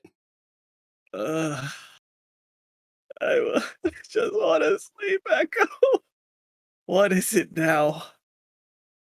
Oh wait, you're waking me up again. Is Nim's mother back? Do I need to hide? Oh. Oh God. I didn't want to have anything else to do today anyway, and I will crawl my way through the 3rd floor. As you approach, you hear somebody, a voice you don't recognize, speaking pretty threateningly.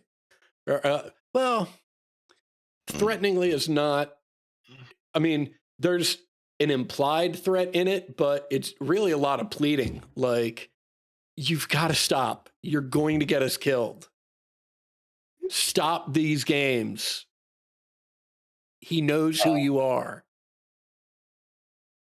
I will telekinetically pull the door open and do my best to rush in.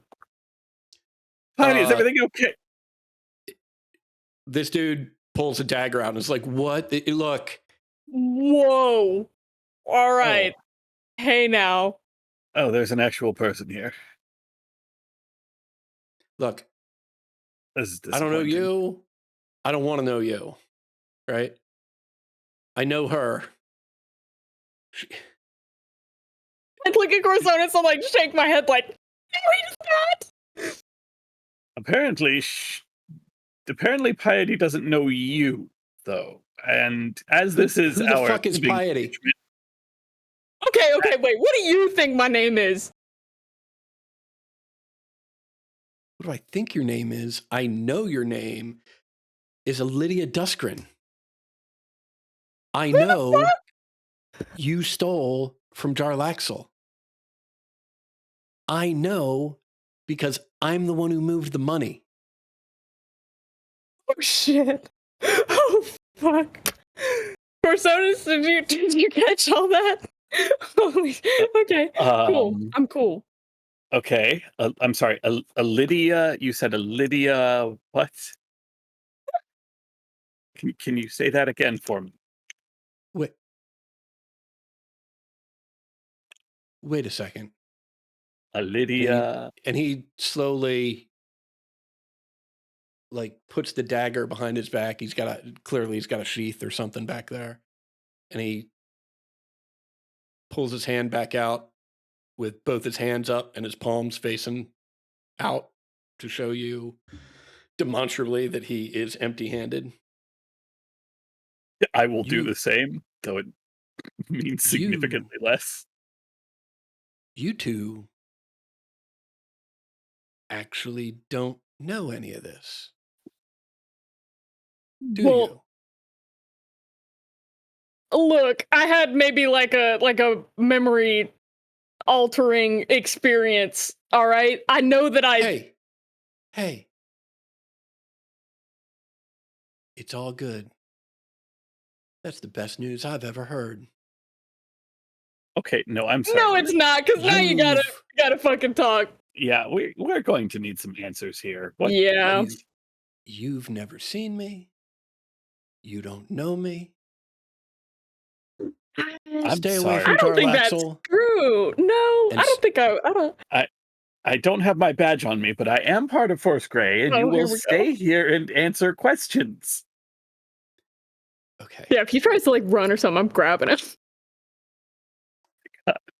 One spell slot left, bitch. Try me. Let's be clear. Obviously, by the looks on your faces, you know who Jarlaxle is. I have no idea who that is. I'm completely surprised by you being in our living quarters. Very well. Let me put it this way. I'm much more afraid of Jarlaxle than I am of either of you, of anybody in this house, or of Force Gray. So let's just say I'm here doing you, Piety, a favor. Stay away from Jarlaxle and stay away from the Sea Maidens Fair. I don't know what a Jarlaxle is. How am I supposed to stay away from it? How are either of us supposed to stay away from this? You said the Sea Maidens Fair? Like Jarlaxle's like in that? Or you are in that? What's happening? Stay away from Jarlaxle and stay away from the Sea Maidens Fair. And as for you, Force Gray, I'm sure you can figure out who Jarlaxle is. And he is slowly working to back his way out of the room. Hey, didn't catch your name, buddy? Pal? Amigo? From a past life? Do you want him to stay here? I can make him stay here. I want more information, because what the fuck? All right, I will get him. to telekinetically shove him into the bathroom where Piety is. All right. How's that work for me? It's just a strength saving throw, DC 14. Okay. That is a bonus action. Yeah. No. He goes to walk out and he's pushed backwards into and almost trips over the crapper. and once again, he just puts his hands up and he's like, listen, there's nothing more I can or will tell you. You've got all the information out of me that I'm going to share. I don't want anything crazy. I want to know, how did we meet? Were we friends? How long has it been since I've seen you? I mean, I've been me for like a year. I have been trying to we have been trying to get this dream thing to work for information for days now. I have not slept well. I have not slept tonight. Piety deserves these answers.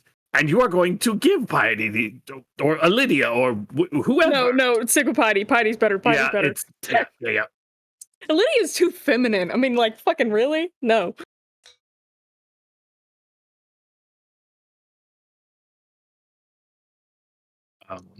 I will stomp loudly on the floor, just over and over, like in batches of 2, like.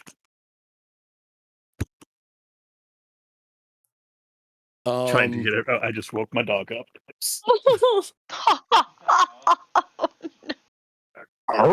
Sorry, buddy. Also, well, double your infection.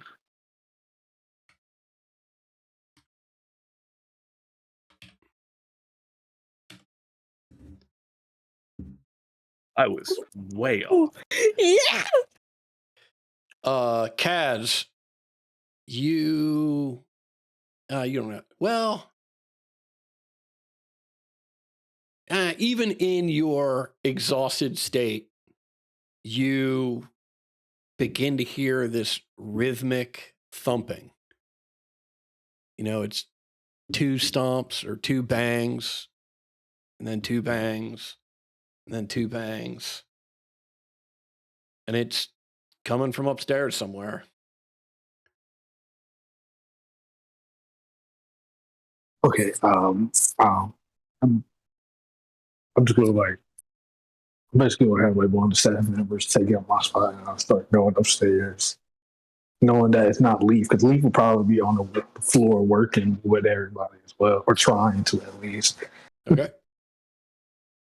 Yeah, I mean there's plenty of staff here to cover, so you are on your way up.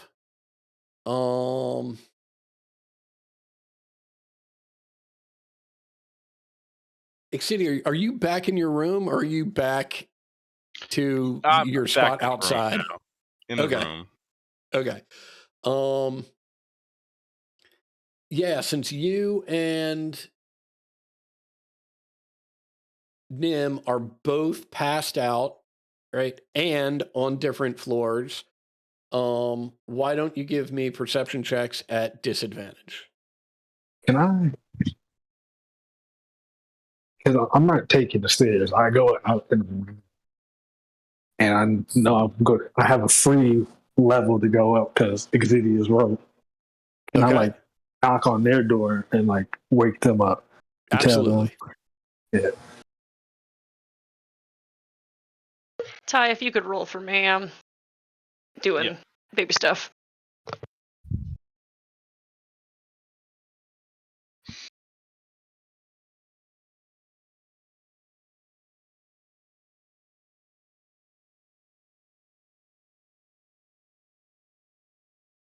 Okay. So Exidia, Kaz is waking you up as he's crawling in through your balcony. Nim, you're sound asleep. A lot of anxiety the night before, plus a lot of nervous energy. Seeing mom, you're dead to the world. But yeah, you have pushed this stranger back into the bathroom, and it'll be a beat or two before anyone else shows up. Although, Kaz, what are you telling Exidia? Oh, Xavier, what the hell's going on up here? Fucking, I mean, I don't know. I'm asleep. I had a weird dream. Piety was like practicing a line dance or something. that really Tyler? actually fits. Never, Tyler, give yourself a point of inspiration, please. fucking line dance. No, but for real, I think someone is in our living quarters. And Well, yeah, it sounds like it's coming from like right above us. Maybe okay, let's get upstairs. Start heading towards the staircase. Offer Kaz a piggyback ride. of course, I'm gonna take the fucking piggyback, right?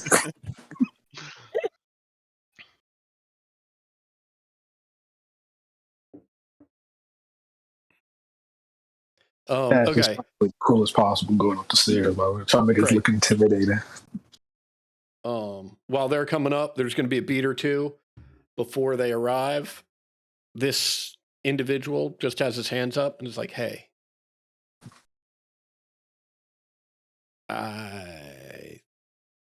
maybe I made a mistake. Yeah, turns out, no, this is the wrong building entirely. I should probably just go." No, I don't think you will. I don't think that's gonna happen. Look, I don't want information necessarily about this predicament that you find yourself in that I am not fucking a part of.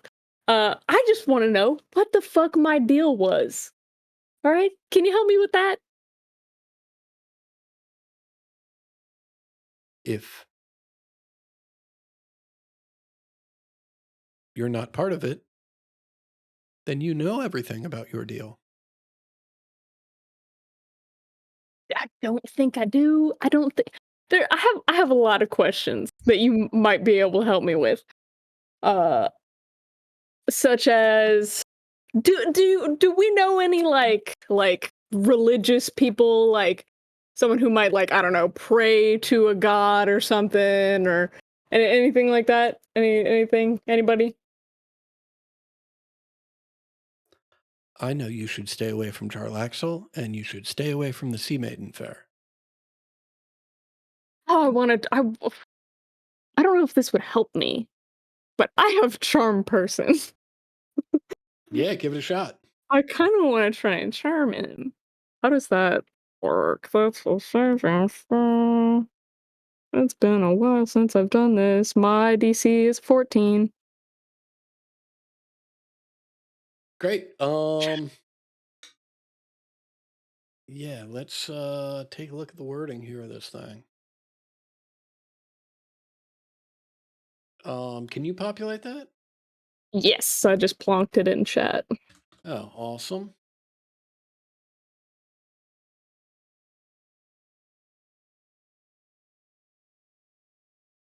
Okay.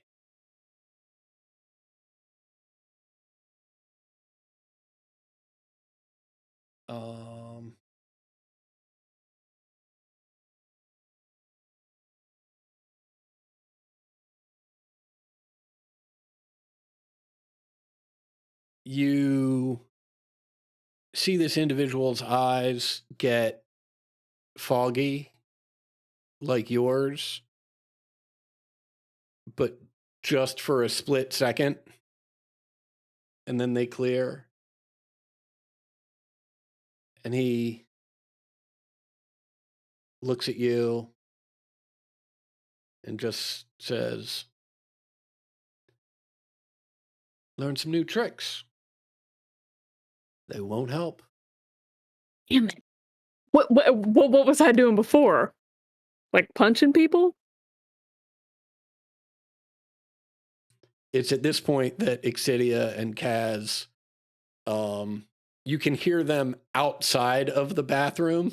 And and Exidia and Kaz, you hear voices now. You hear this weird discussion going on in the bathroom. Oh, cavalry's here. We're in here.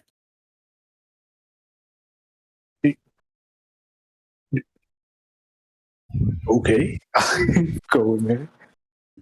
This Hey, listen, individual seems to. I'm real sorry. I was looking for the shitter and didn't realize it was a private residence up here. I tried to apologize, but these two seem really upset. I don't know. How can I make this right? Nah, I think No. you really got yourself Yeah, in no. a wall. They know me. Yeah. I haven't explained anything about myself to anyone but Corsonis. That means nothing to y'all. Y'all are just like, okay, congrats. Cool, you have a friend. This is the home invasion part. Who's the new guy? I don't know. What's your fucking name, dude? Come on. Give me anything. Fuck you. That's my name. I fucking hate this dude. Oh my god. Do I recognize this guy? I have to Jackass here. say, you seem to be in a much better crowd now. That's I mean, I assumed I was, but like, man, this is like, yeah, this is proof. All right, I will explain to Kaz and Exidia. Jackass here knows me from my past life that I can't remember because I fucking died one time. Does that sum it up? Oh, cool. I knew something. Cool. I didn't know you died. Makes Yeah. kind of sense now. Do I recognize this person anyway? Have I ever seen them before? Being from like the underbelly of the city. No. Okay, I don't know you. And fuck you. Don't say fuck you to them. Fuck you. Yeah. So, are we looking for answers? And Exidia starts like stretching her arms, like limbering up a little bit. You know, Exidia, I think that if our friend here won't crack, that'd be appreciated. Piety will step a little bit out of the way for Exidia to walk over.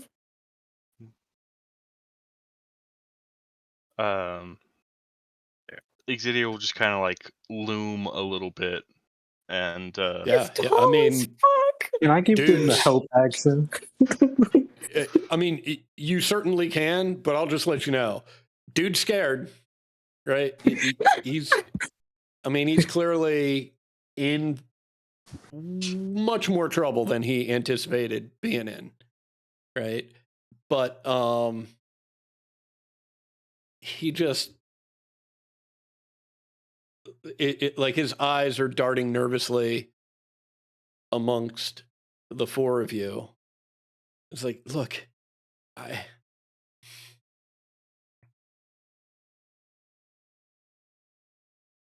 promise you, I'm not looking for any trouble. Neither am I. I came here to try and help her out. And we, And I we think, He's trying to help them out. appreciate that, but And the longer I stay here, the more danger I am in. talk fast. You can do what you want, but I won't be talking. You can't do anything to me that Jarlaxle can't do worse.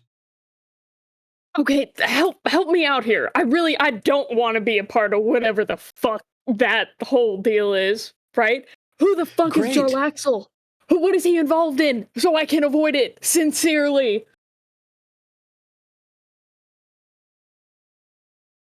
And why? Ask any of your rich friends.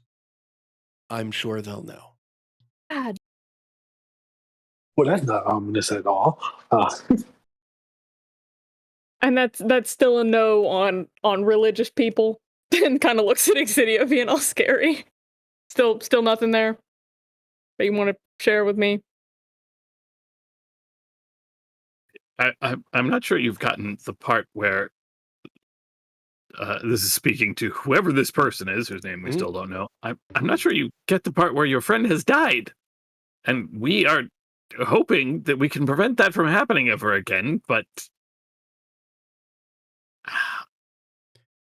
we have no context for what you are saying, and I will use my mind link to speak telepathically and say, would this be preferable, since then you're not speaking?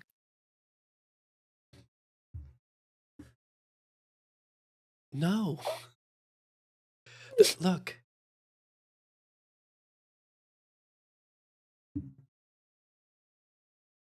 I was really fond of Alita.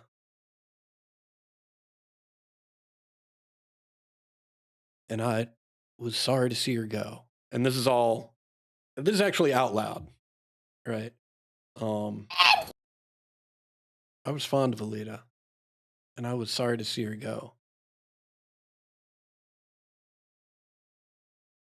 But the day she died was the best day of my life. Because it severed any connection to me and made me impossible to find.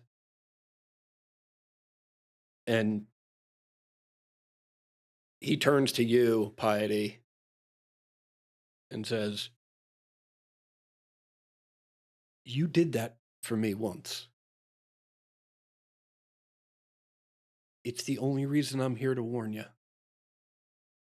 Please, stay away from Jarlaxle and stay away from the Sea Maidens Fair. To keep both of us safe." Okay. Now, please. All right. See, I've warned good. you. Just let me go.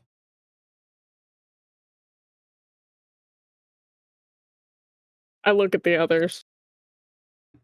How did she die? I think I might know that part. Correct me if I'm wrong, whoever the fuck you are, but I woke up with 3 arrows sticking out of my chest.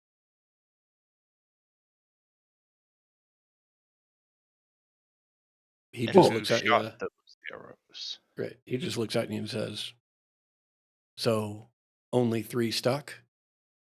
Oh, great. Apparently.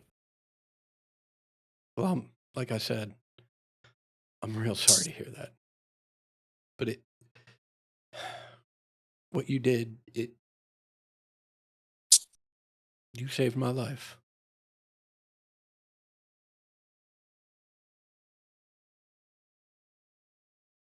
No, you said you were a terrible person, Piety.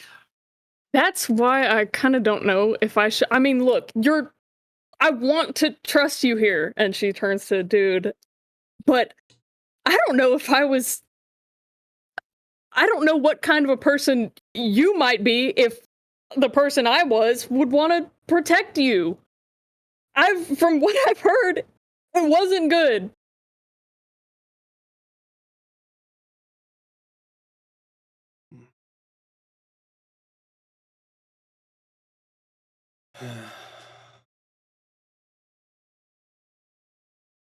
I think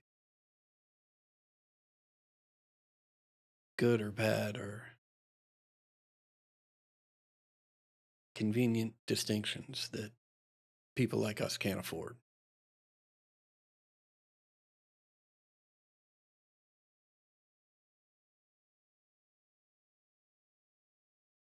You did what had to be done.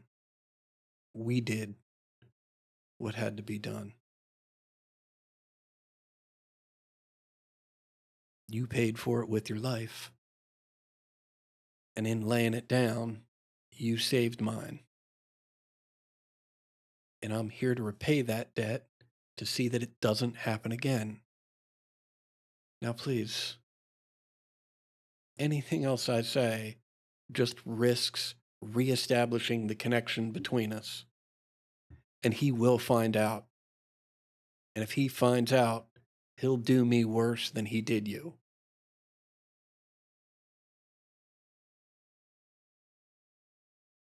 Yes.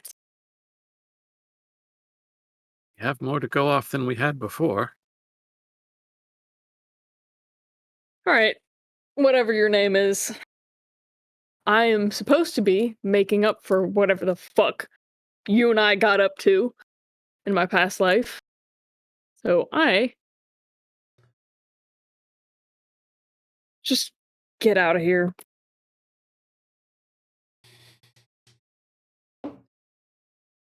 He just sort of hangs his head and is slowly walking out and sort of doesn't really look back at you, but sort of turns his head just enough so that he's a little easier to hear and says, if I hear anything imminent,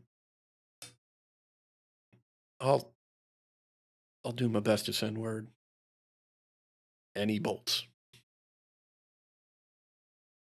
Heidi holds her shit together long enough for him to be gone, and then just looks at Corsonis and starts hysterically laughing.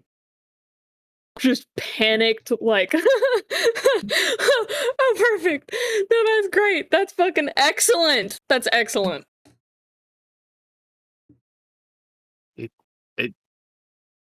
I didn't really expect that, but if you'd like, we can look into this name.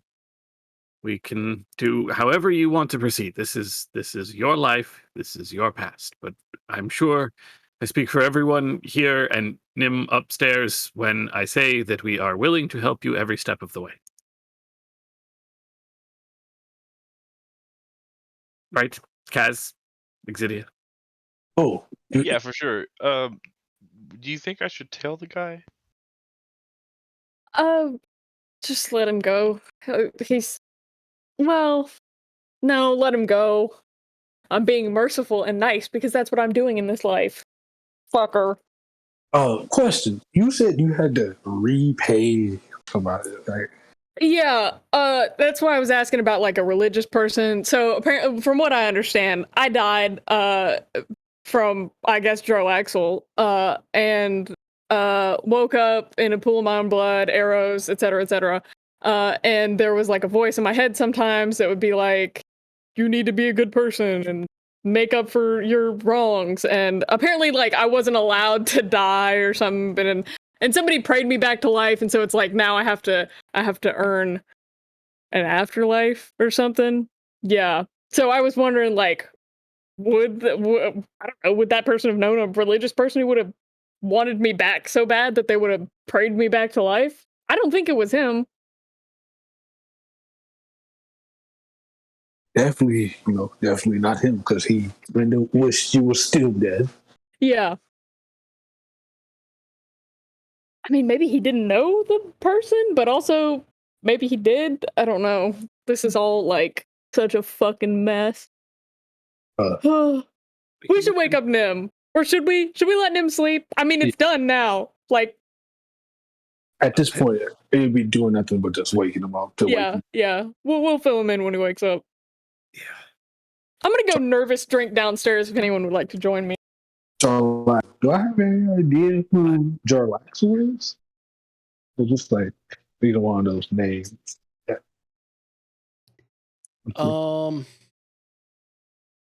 Yeah, I can't see how you'd know who Jarlaxle is, to be honest with you. Yeah, that's a bit tough. So I'm just gonna keep like the criminal contact even to like low bar, street people. Yeah. Okay. I mean, the good news, you do have criminal contacts. So like what you know of Jarlaxle is he's sort of the boogeyman, right? Of the criminal underworld. Like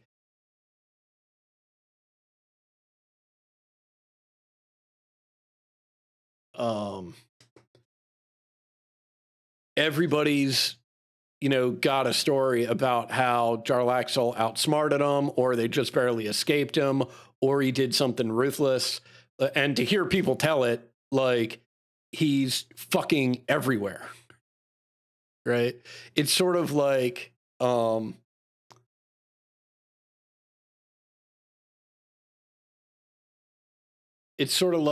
Dread Pirate Roberts stories from The Princess Bride.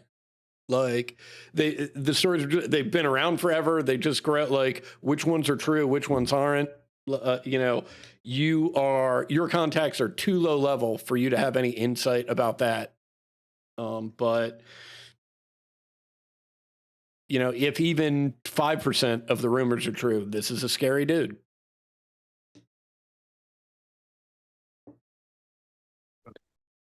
I personally just want to ask for myself. I'm not going to spread that information because I think Cass would go stick with the facts, and none of these are facts. So. Right. Right. Well, Kaz, we've met your family. Exidia, if your family or my family shows up, please just have them wait until I wake up. I would actually like to sleep this time. Look, if my family shows up, I have no idea why that would be the case. I don't think anybody expected. Well, no, I guess Nim probably expected his mother to show up. Open a crystal shop. Anyway, I was really hoping you were dreaming, Piety. I thought I was for a second, but that was pretty hands-on. Yeah. He shook me the fuck awake. Yeah. I say awake lightly. More conscious. More aware. You know what I fucking mean. Force your eyes open. I got you. Yeah, okay. Yeah. If you start dreaming, come get me. I'm going back to bed. Yeah. I'm gonna go, rest not here. How did he break in? This is fucked. It's one of the weird things about the design of this house. He didn't really have to break in. The stairs to get into the residence are along the back of the building. Right? It's sort of easy, particularly when the inn's open and there's commotion anyway. We should probably do something about that. Change that design a little bit. Yeah. Talk to the Builders Guild. Go to sleep, Corsonas. Yeah. All of you guys should head back to bed. Yeah, I had a rough night.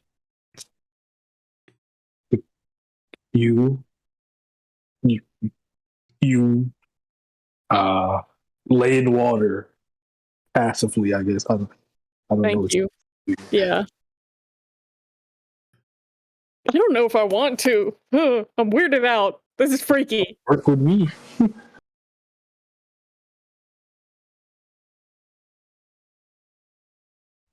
Leaf will appreciate it. I'll appreciate it. Yeah. Fuck it. All right. Can someone check on them just to make sure they're okay as well? That's all. It would be pretty awful if I was like, oh yeah, Nim's upstairs with her throat slit. Nim just got fucking Cut out. assassinated.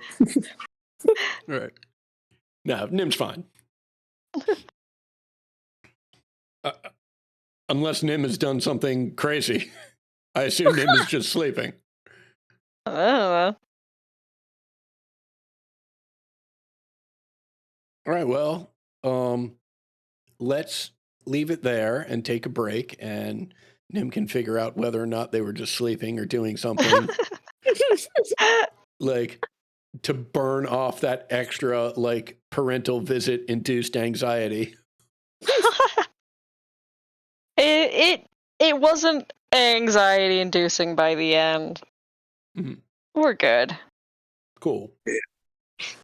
When he gets up at like 6 p.m., like the first thing he says is like, I'm thinking about checking out the Sea Maidens Fair again and speaking with Heidi just with starts Zardoz. crying. Hell yeah. Oh my god, that's a good point. We This should weird ask dream about Zardoz. someone named Jarlaxle. I don't know. I think I'll look him up. Oh.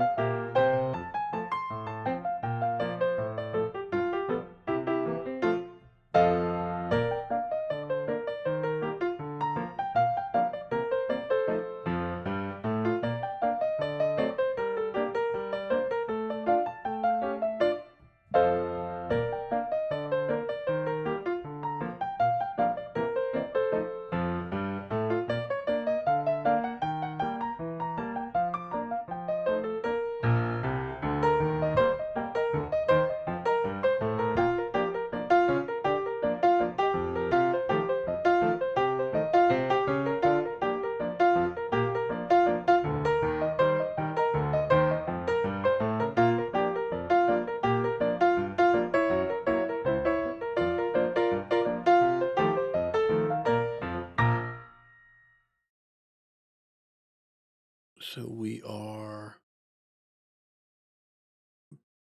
back at the inn, and we're gonna once again get a little funky with time. I'm gonna advance the calendar a couple days. So at this point, everybody's had a long rest. Is there anything that anyone would like to do before we begin our endeavor to determine how much money we're going to make this 10-day? I think I want to get clarification on whether or not I'm actually told what the hell happened. Yes, definitely. Okay. In its entirety. Okay, sounds cool. Yeah. Do you have anything you'd like to input about the situation, Max? Or Nim, I should say. I think just confusion about, like, the fact that the Sea Maidens Fair sound fucking chill, and they liked us, but I don't think that's we clearly don't have enough information to make any decisions so that's about it.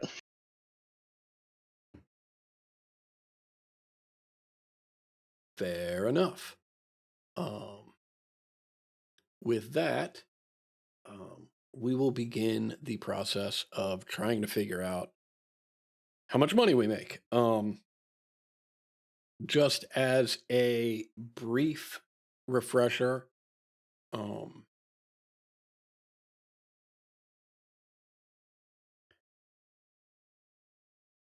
the standard here is a D20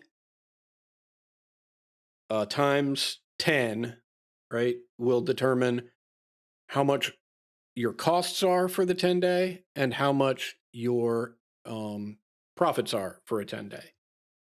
That 10 that we're multiplying the D20 result by is your modifier.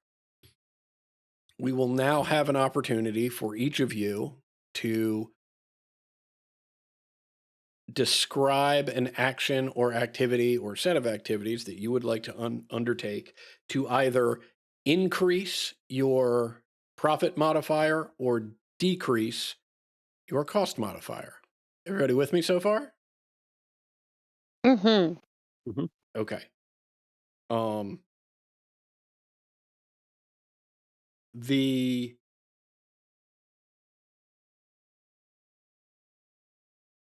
process of changing those modifiers is to choose a course of action, either at the tavern itself or out amongst the people or with representatives of these guilds, or perhaps something else entirely,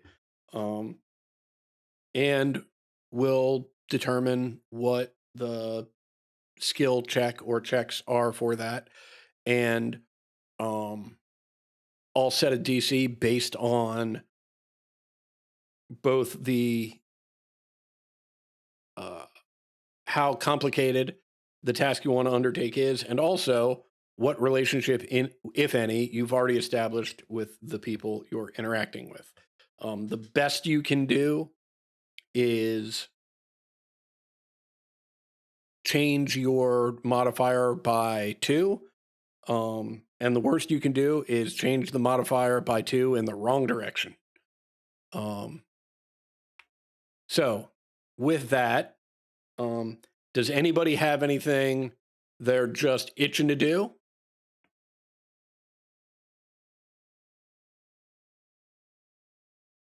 And if not, I can just start working down the list.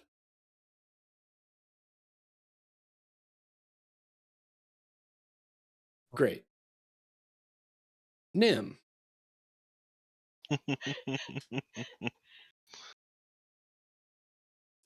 Do you have any bright ideas on what you would like to do? I think that I am interested in meeting Scruffy at the Jester's Clubhouse. Okay. Yeah. Fantastic. And I want to see, kind of like get a vibe for what that place is like and who this individual, I have them listed as a satyr, which in my interpretation is a very whimsical and interesting person that I would want to like be friendly with. I think I might like take them out for a drink or something and not really make time about business until like significantly later, and just kind of like make a joke about the fact that I didn't take them to my own bar, but that like we would be interested potentially in paying someone from the guild to like come uh and and perform, and we could like put up ads and listings and everything for different names coming up there. Sure thing. Do you need to see any of my performance skills before we get going? Oh, I would love to. He is wearing like a pair of short shorts. Okay. And reaches into the back pocket and pulls out a pair of full-size bowling pins. And begins to juggle them, right? That doesn't last very long before he drops one, slips on it,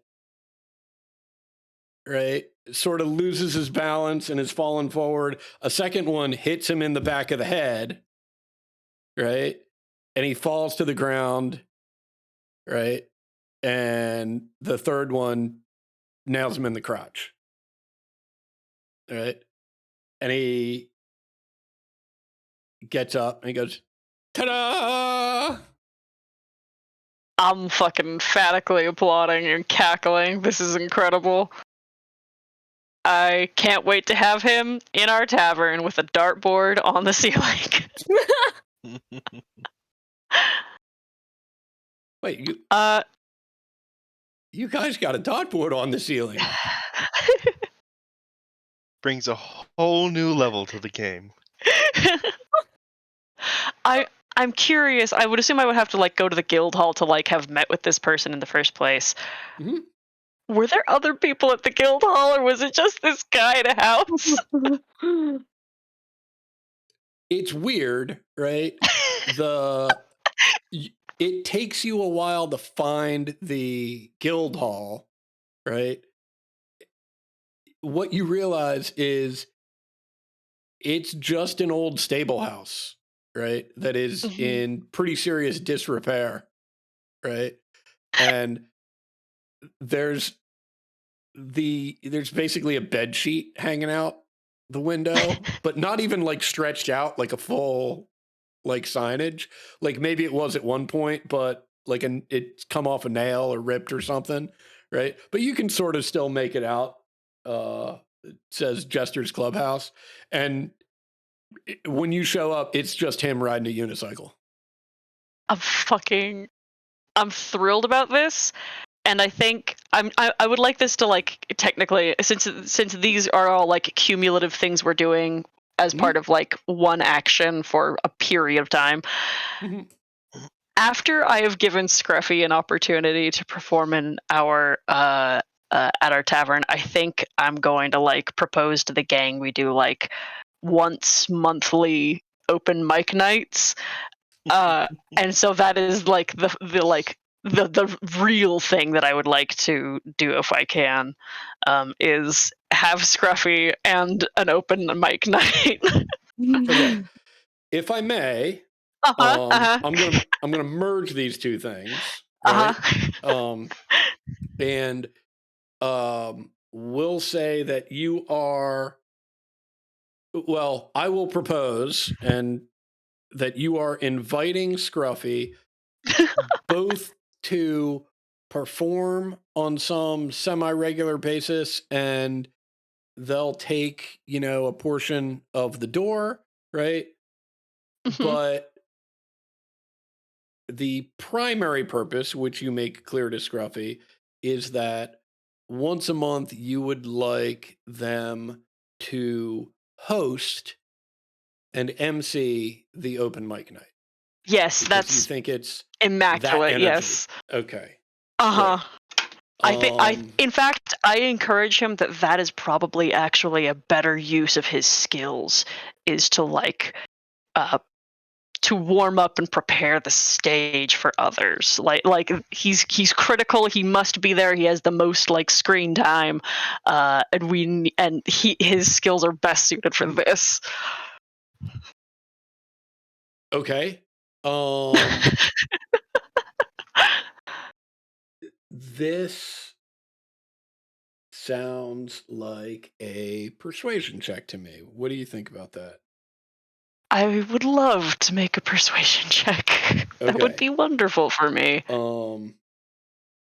Here's where you are. Uh-huh. Okay. All right. No, that's I fine. will. I'll probably use inspiration, but if I will let you finish saying what you were going to say first. Okay. So right? That is a dead even roll. It's not going to affect the modifier one way or the other, Mhm. right? To get a +1, right? You're going to need to hit a 16, Mhm. right? To get a +2, you're going to need to hit a 20, right? And Mhm. anything less than 11, right, means you're in the negative. Gotcha. Yeah, I think I have a little stockpile of inspirations. I think Okay, I'm gonna go use for one it. now. Oh, Damn. you know what? I think that's fate calling it and saying that Scruffy is maybe not meant for Okay. this, but I'm giving him the space he deserves Well, yeah, to live his dream. Right. And what you could see, right, was that as a result of this role, he's more than happy to do it. He's a job's a job. I'll be there. But some of the initial excitement and vibes that you were feeling when you first met Scruffy, right? It seems to be off a little bit and maybe fading, right? And you as he walks away, right? You think you overhear him mumble, "I'm fucking classically trained. I don't know what they're talking about. I'm warming up the crowd. Bullshit." Right. And he wanders off this time, having pulled 3 balls out of his back pocket, having put the clubs back in there, and is doing that thing where it's juggling, but it's instead of throwing the balls up in the air, he's bouncing them off the ground as he's That's walking cool. away. Yeah. This guy, I genuinely believe in his skill. I am concerned about the fact that he appears to be the only club member of his club. Yeah, that's a little weird. When you're that good, you don't need anybody else. Right. Well, Katie, I would agree with you, but the question then is, dude, why do you put up a thing that says Guild House? Some He's a weird's going kook. on. He's a kook Yeah. and he belongs with us. He's A little bit. quirky. We love him. A little bit. Hey, All right, Kaz? that's me. Great. Neither here nor there. I just saw your name pop up in the Roll20 tabletop. I was just curious, does that mean you have access to a computer, or are you trying some new fangled access methods? And you're on mute if you're trying to respond to me. If not, don't worry about it. we can move on. Oh shit! I literally only just typed it in because like that's the only way I can see in the chat without bothering Katie right now. All of my stuff is still in the Oh process. shit! Oh, I gotcha. Cool. Well, you don't need to turn it on. I only really request it unless like we're in a battle. If I can look at Okay. Exidia, what are your thoughts on how to alter the economic fates this 10-day? Exidia wants to go and visit the uh, Vintners, Distillers, and Brewers Guild Mm-hmm. and try to flaunt my knowledge of the local options, seeing as I've drank some of everything in my time, and just wants to try to, get us better goods at a better price. Okay. Before Fantastic. walking in that building, though, she will cast a little enhance ability Eagle Splendor on herself. Love it. What does Eagle Splendor do? Advantage on charisma checks. Fantastic. Okay. And at any point, by the way, if anybody feels like going with, just chime in. I think Piety will go with, because I don't think Piety knows what the fuck she's doing. Okay. Fair enough. Great. So you show up. It smells like a brewery. It smells like a brewery for a couple blocks, right? And as you approach, there are chimneys and venting stacks and all sorts of stuff that is bubbling and hissing out of this building. You go in, you mention where you're from, and pretty quickly they're like, "Oh yeah, you've got an account with us. Let me get Mr. Craddock." And this human gentleman walks out and he's like, "Oh, I'm sorry, I was expecting to. Well, it's nice to meet you. I'm Hammond Craddock, and you are." Exidia, no last name. Piety, also no last name. Exidia, Piety, easy enough. I believe I met Nim and Corsonis last time. Yeah, they kind of take point on some of this stuff, but I thought I'd come and introduce myself. Great. Well, it's good to make your acquaintance. How can I help you today? Well, I am a regular visitor of many of the fine establishments here in town. I've frequented the Yawning Portal quite a bit, and I understand that the deal that we have with you, we don't really have access to a couple things that I was hoping to um, see about acquiring for our menu, particularly the Undermountain Allurieth. Fantastic, truly delicious, and the Cerlunian Glowfire. And I was wondering if we could work that into the deal somehow. Potentially, see what we could do to draw in more customers at our tavern, having a bit of a wider selection there. Well, Exidia, you do have good taste. It is expensive taste, but you surely know your alcoholic beverages. As I said, a regular. many of the fine establishments. Oh, well, um, which establishments might those be? Perhaps I could generate some new leads if they're not currently customers. Well, I've spent much of my time at the Yawning Portal since coming to your fair city, but before I found my home there, I guess, I stopped at just about every bar on the streets. I like to think of myself as a purveyor of fine goods, a connoisseur of types. Yes, well, it certainly sounds that way, and Oh, gooseberry liqueur, also, please. oh my goodness, gooseberry liqueur. Well, that is a real treat, and will certainly set your establishment apart. Um,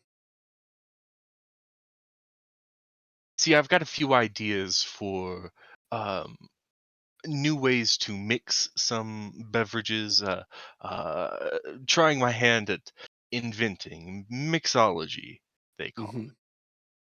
Well, and look, any mixologist will tell you that uh, the final product is only as good as the ingredients that you it. start with. Exactly. And what of you, Piety? What about your tastes in alcohol? I mean, look, she's the alcohol scientist. I'm simply a taste tester and assistant to her artistry. Oh, well, very smart, Exidia, to invite along your intern to learn the ropes and see that it's not just about the mix and the pour, but it starts so much earlier than that. So, let me, you know what? Let me see what I can do. Um, Exidia, you are shooting for a 15 to get a +1. It's a 19 for a +2. And a Got 9 or lower is minus. Okay. Advantage, please. Pull me through this. I'm gonna. I want to use my inspiration just to see what happens, but I feel good with where I'm at. Okay, so just so I'm clear, right? You are going to stick with the +1, and this roll is just to satisfy your curiosity. Yeah, just to see if maybe I'll get a little better. Gotcha. Nope. Okay. Okay, and this is actually to. This is actually lowering the cost. Um, Yeah, it could be either lowering the cost or trying to have like better alcohol to oh, yeah, it bring could it. work either way. I see what you're saying. And this way, like we could have higher priced items on the menu. That way, Yeah. we get more spending. I like it. Let's put it in the profit column then. We'll change that modifier. I mean, ultimately, not that it makes much difference, but I like the story you're telling.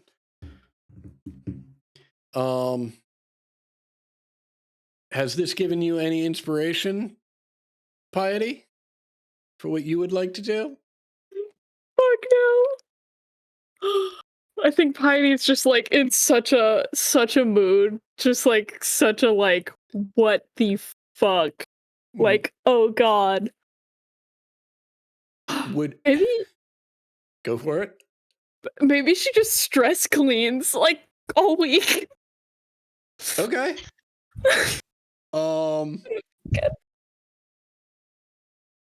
Look, I like it. Just so freaked out that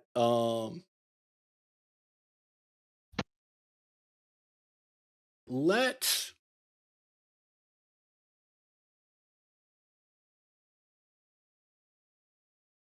I also like now the combination of attempts or efforts that Piety has engaged in. Like this is stress cleaning, right? The previous round you described as like just going out on the street and essentially screaming at people to come to the tavern. I'm just so so this is great. nervous.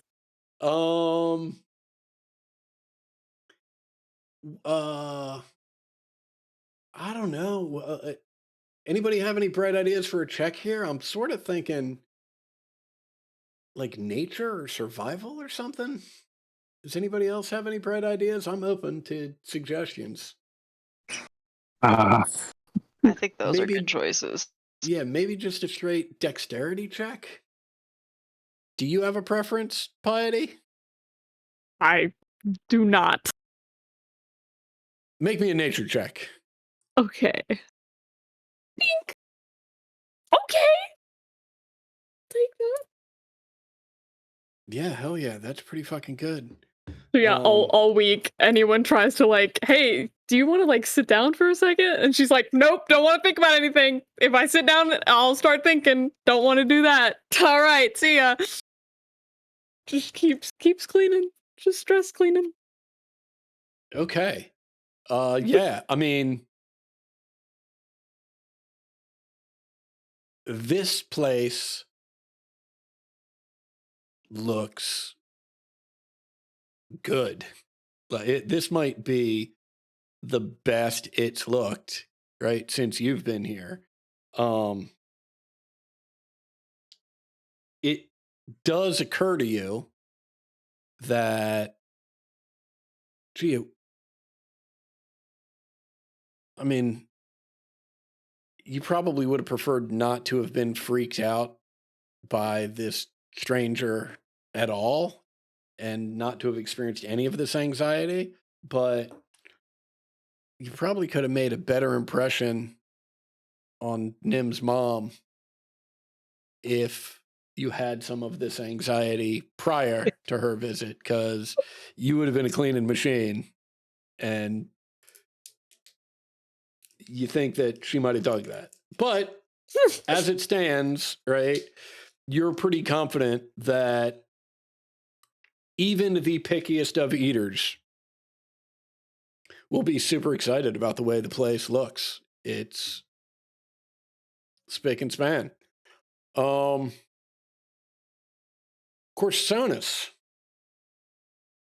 All right, everyone. I know we're having breakfast, but I need you to hear me out. We have the Nook over here. No one uses the Nook. We turn it into a stage, and we go speak to Magarak and get pyrotechnics installed.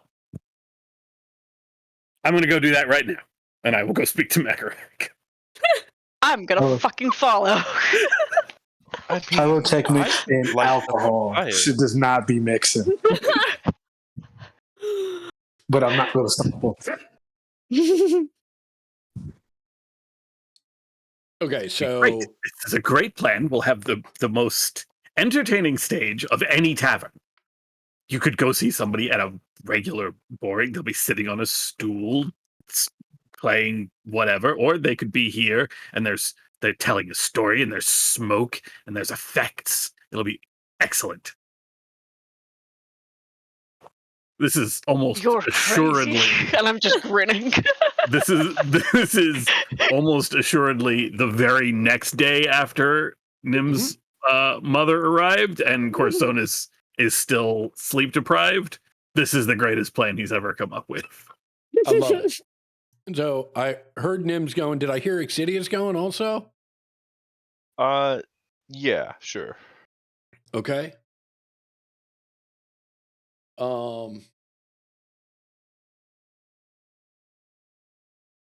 Yeah, you show up. Nim, this strikes you in particular because this building was clearly also a carriage house at one point, but unlike the Jester's Clubhouse, right? This place has been fully retrofitted. It is bustling. There are people all over the place. There are workbenches all over the place.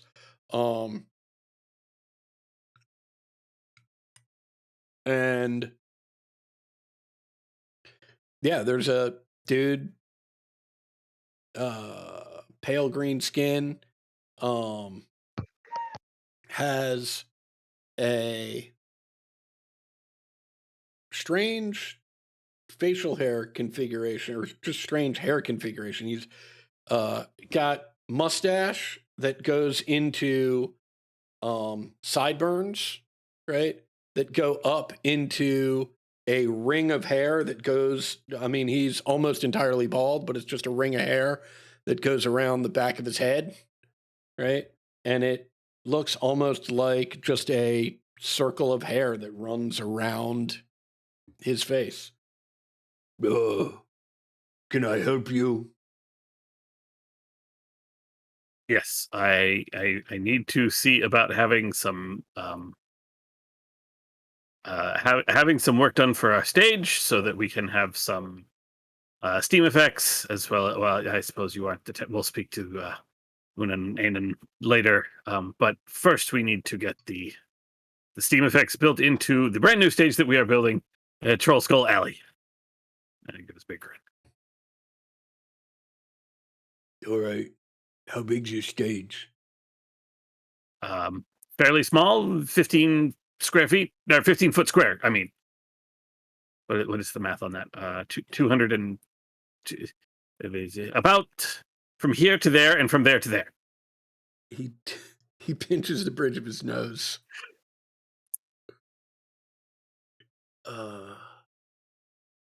So, like, wait. You want full-blown steam effects on a 15-foot stage? I mean, it doesn't have to be extremely great. I don't know if is there a package? Can I see some example setups? But yes, is the answer. This is going to be a smaller performance area, but very cozy. Look, I mean, I'm happy for the business, I really am, but you might be better off finding yourself like a wizard or two, or maybe a druid. Couple little magic effects, bing bang boom. That'll pretty much take care of a 15-foot square stage. Minor illusion, some fog. Yeah, like that right there. Like your friend here can probably take care of it. Yeah, I mean, yes. I can do that as well. I mean, we just get all the effects for the entire Grinder's Bone tour. So, like, I don't know that. Bravo. This is pre. Well, this is pre-adventure, obviously. There's still grinders. Isn't this There's like still 200 grinders, years before? Yeah. Like, What? isn't this like 200 years before? Like, Oh yeah, you're it right. is. Yeah. Yeah, at least. 300, I think. Oh my god! Only the elf is the only remaining member. Right. Sorry, everybody. There's a band in the Monday night game called Grifter's Bone, and Adam could never remember their name. Right. And so now I absolutely refuse to give up on the bit ever. Like, I'm just. I mean, it's flogging that canon now. horse Like, till why he's the fuck dead, not? right. Yeah, I mean, we did all the steam effects for them, all the big, pyrotechnics. But I mean, like, how big is this establishment? The entire establishment? Yeah, Enormous. the entire Troll, thing. Troll Skull Alley. Surely you've heard. Surely you've heard of our thing. You've I'd like to run. You've got a permit for us to do a show in Troll Skull Alley? That'd be sort of cool. Yeah. I'm sure I can get that. No problem. I clear my throat. What? This is perfect. Oh, we can actually run this. We can run the smoke effects throughout the entire first floor. Then, when called for in productions, everyone will be in mist. Yes, this is brilliant. I wonder for part of these effects, if there is. I understand pyro is a big part of the term, but if there's, I don't know, hydro effects or something that might be stationary objects that would create weird fog effects, that with the crystal lights we have at the location would sort of, I don't know, make colorful clouds, something like that. Yeah,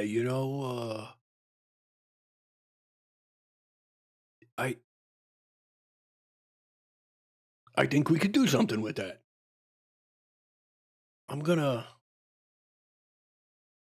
It's a very, look,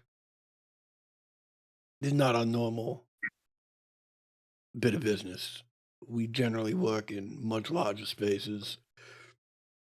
We get the big steam effects. We get the big firework effects going, right? Bing, bang, boom. Everybody's happy. Everybody gets paid. But I gotta be honest. You've presented a unique creative challenge. It's not often that I get challenged in this line of work. You know what? I think I'm going to see what I can do. Okay. Now.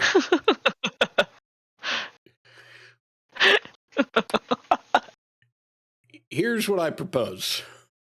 Right? Mm-hmm. What you are looking for here is to fail this roll. Right? Can do. Because it's getting intense, roll. Right. What did we learn last time? When we want Ted to fail, he will get an right. That's true. What my thought here is that the last thing any of you want, right, is Magric actually installing this shit in your fucking tavern and like lighting off fireworks and having fucking steam like blowing through the first floor. For the record, I was really going. Sorry, go ahead. That's it.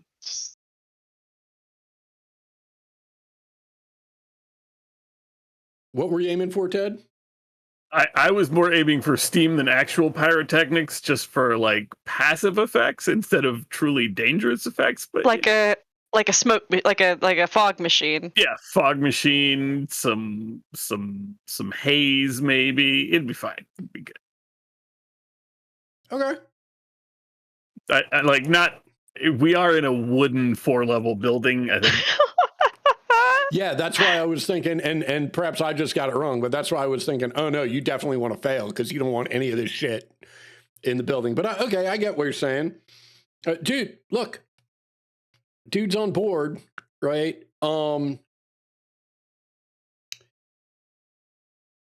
Just a heads up, right? Part of why he's on board is this concept of maybe being able to put on a show in all of Troll Skull Alley, right? He's not counting on that this time around, right? But next time around, right, that may be an effect if you go back to this guy for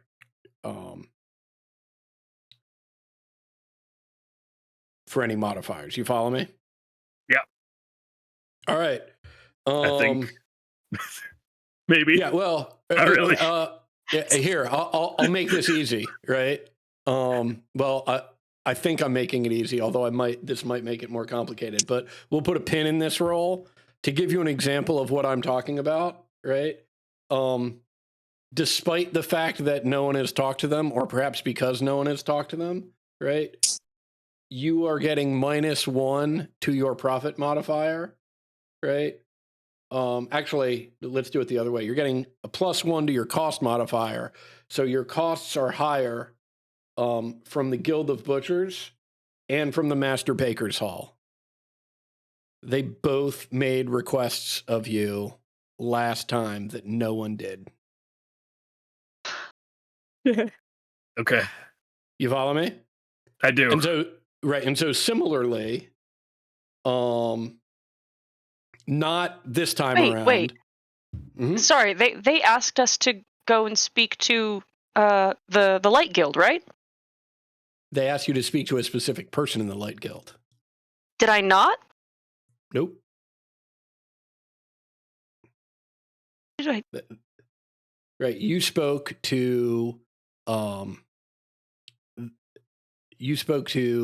the individual that is in charge of the magic lights, and that's not who they asked you to talk to. They asked you to talk to the person who was in charge of candlelight. Oh, okay.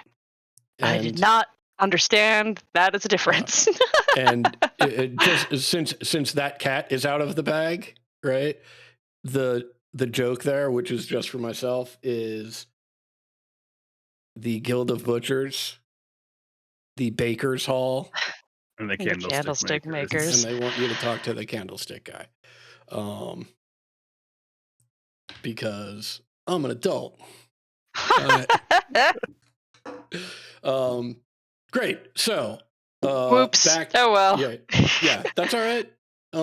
These things happen. And right, should you choose, right, you can either just let it go, right, or at a later date you can go try and resolve that issue. But for the time being, you have a very excited Magrak.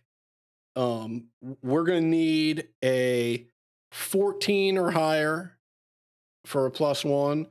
A 19 or a 20 will get you a +2, and a 8 or lower will be a minus. What am I actually rolling? I didn't hear. Sorry.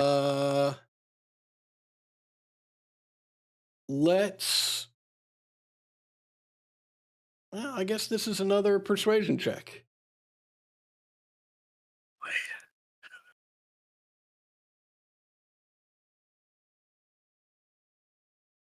I will spend an inspiration on this because I'm. Is there any way I could have offered help? Or, I mean, a bardic inspiration. Both. There we go. Yeah, we'll say that your display of magic at the appropriate time, right? In what Magric interpreted as an attempt to help him make his point, right? That magic would solve this problem much easier and much cheaper than he would, right? We'll consider that a bardic inspiration. So if you want to add a bardic inspiration to that persuasion roll, go for it. It's a D6. And, I'm a creations bard, which means as an ability check, that's really good. Yeah. As an ability check, I think it's, you can roll it twice and pick your favorite of the two. Nice. 21 total. All right. Yeah. He is excited, and he cuts you a sweetheart of a deal on setting up some system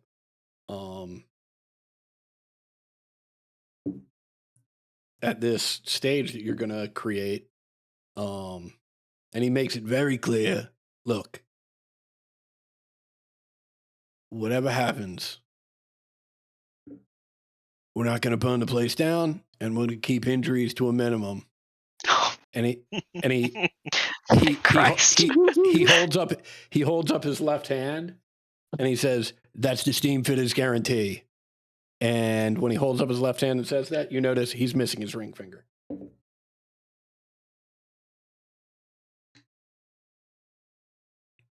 But You cut.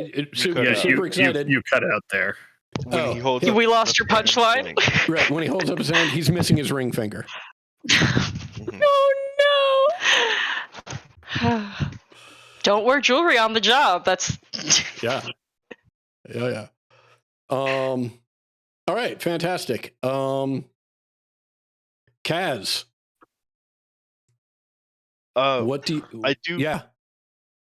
Do we also need to get a stage built? Because did we go and talk to anyone about that? I don't think we need to. I think we can just have smoke effects in like on the floor.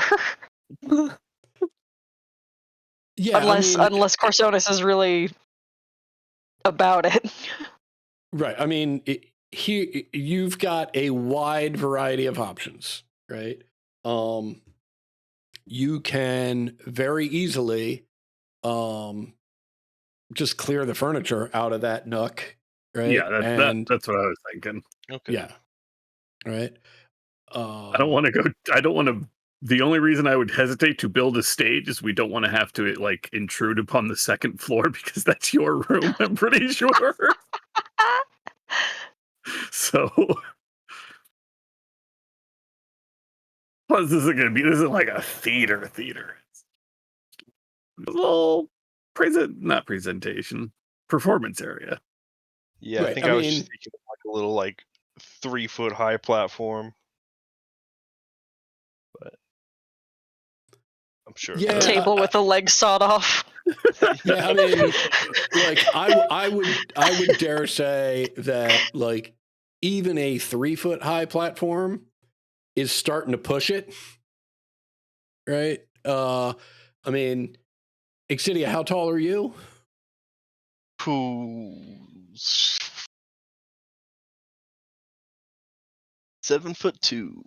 Yeah, Damn. like a 3-foot platform, and you're not going to be able to get on that stage without bending or stooping. Mm-hmm. You know, so, but like that doesn't have to be 3 feet. It could be 1 foot, just something, you know. But yeah, I mean, you've got furniture, you've got the bent nail right around the corner. I'm sure Tally would be willing to help you out if you want to. But you can also just roll as is. I'll let everybody think about that while we check in with Kaz and see what they've got in store. I think Kaz is really just gonna. I think Kaz's main priority is to make sure the workers love working here, like our employees. Okay. I think like he's going to help try to solve if they have any issues like financially or if they need like a pay raise or need extra hours, like just fitting them in there. And he really just wants to make sure his workers are good. So like the morale is up. If morale is in, yeah, you're working under the premise that a happy workplace is a profitable workplace. And so you are looking to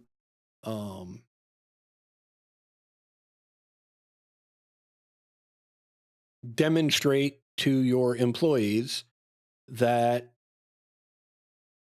they have owners and employees or employers that care about them as well as the bottom line. That sound about right? Yeah, basically. Okay. To me, and certainly let me know if you feel differently about this.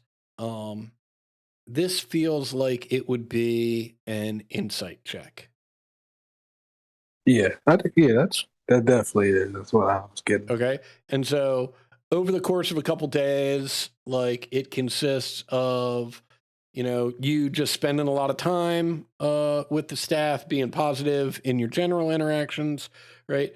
And listening to individuals, those that choose to come to you either in a smaller group or privately about stuff.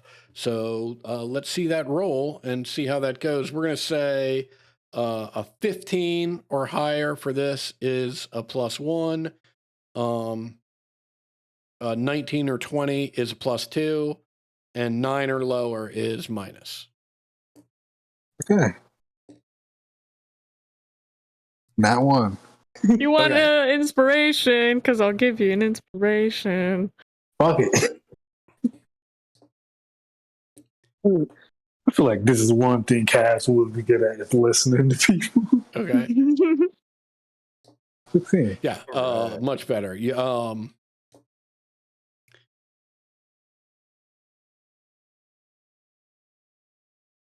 They're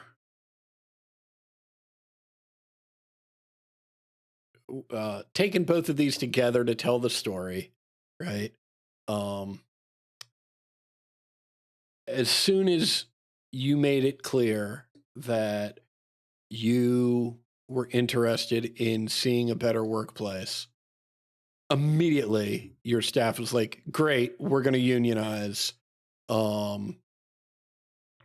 We aren't discussing this any further with you until we get our union representatives in place and blah, blah, blah. Right?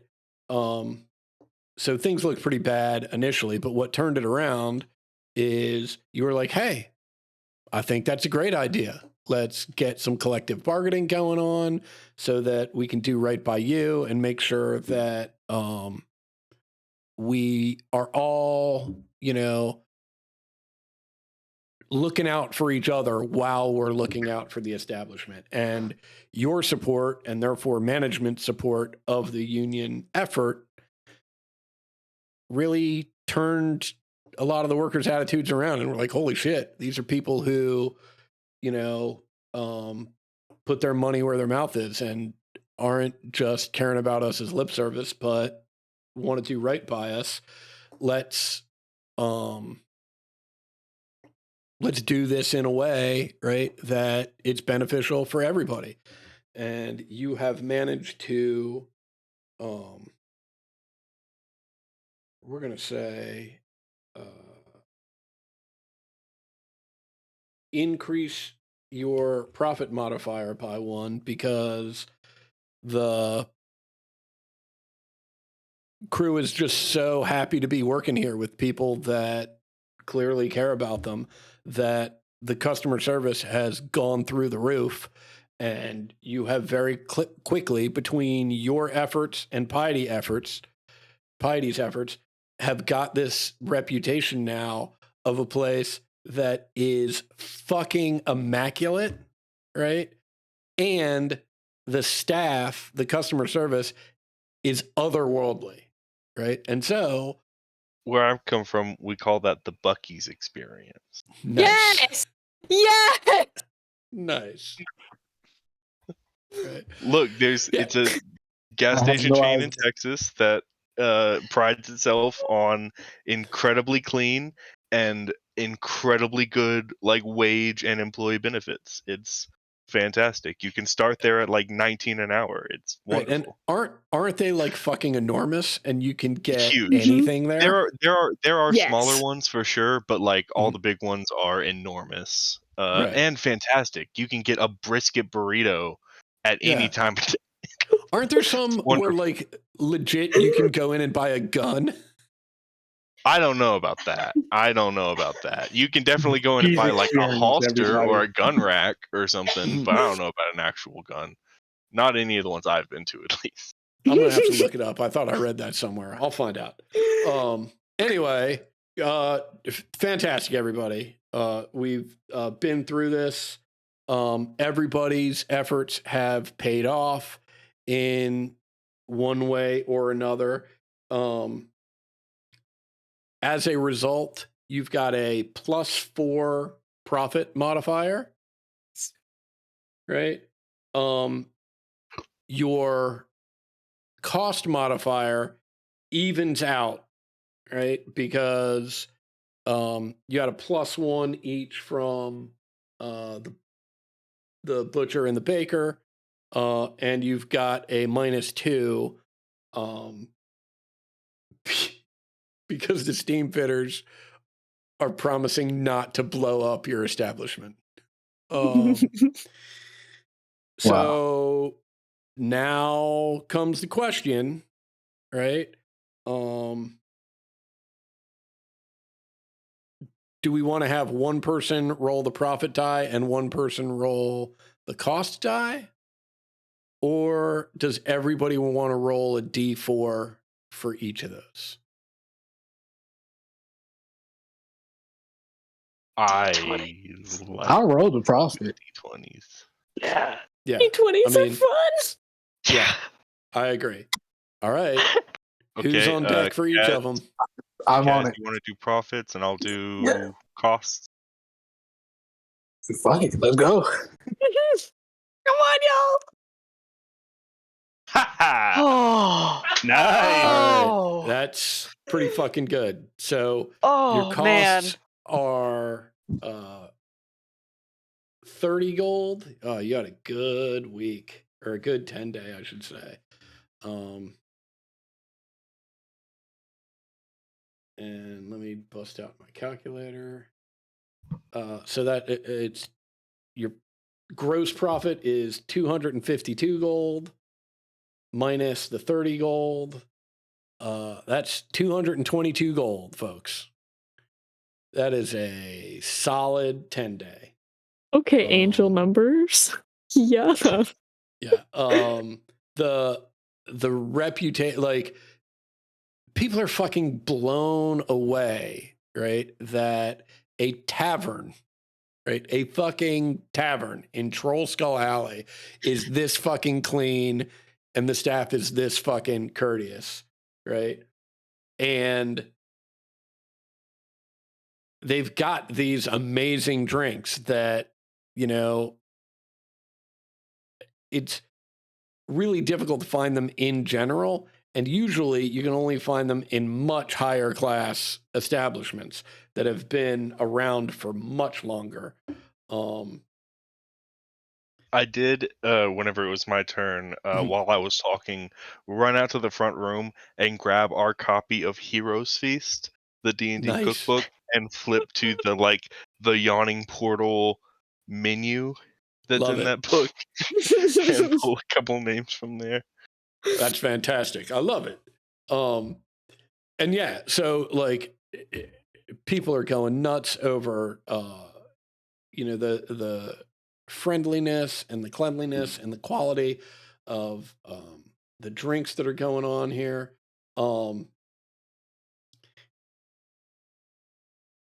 Magrak is built what looks like a pipe organ, right? That is sort of along the sides of this nook, you know, and basically now everything in that nook that is vertical and isn't a window is covered in some sort of pipe, right? And it's fucking cool. Like there are all these like cloud effects that burst out into the crowd at various times, and some that hover over you know, the one or two or maybe three if they're crowded performers, right? You know, in the stage area, right? And one of those performers, right, who is drawing insane crowds, right,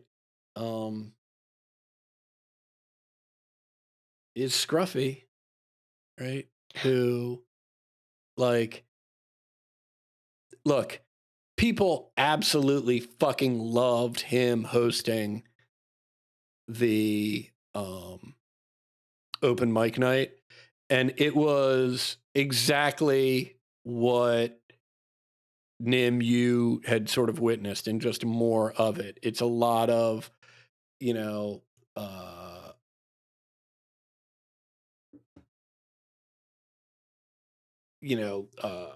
create water down the pants and pie in the face and just all sorts of weirdness and people fucking love it, and they love it so much that they come back in like 3 days when he's going to do a solo performance.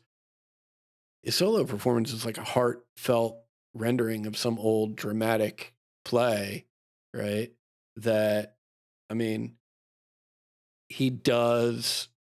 I mean, he's got full clown makeup on and he's juggling like coconut pies as he does it, right? But there's like 2 or 3 people in the crowd that have, tears in their eyes because it's that dramatic. He ends it by throwing the pies he's juggling into the faces of the people that are crying, but that's just the scruffy guarantee for you. And so, yeah, super successful 10-day. Nim's mom, very supportive. Maybe a tiny bit disappointed, at a minimum confused, but 98% supportive and excited.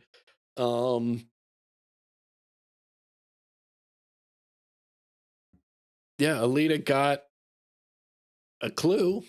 Maybe not the clue she was looking for. But got a little something. And Volo has either finally stopped talking about spell jamming, or if he hasn't, at least he's not doing it in your bar anymore. And that, I think, is where we're going to leave it tonight. Oh my god! Yeah. Woohoo!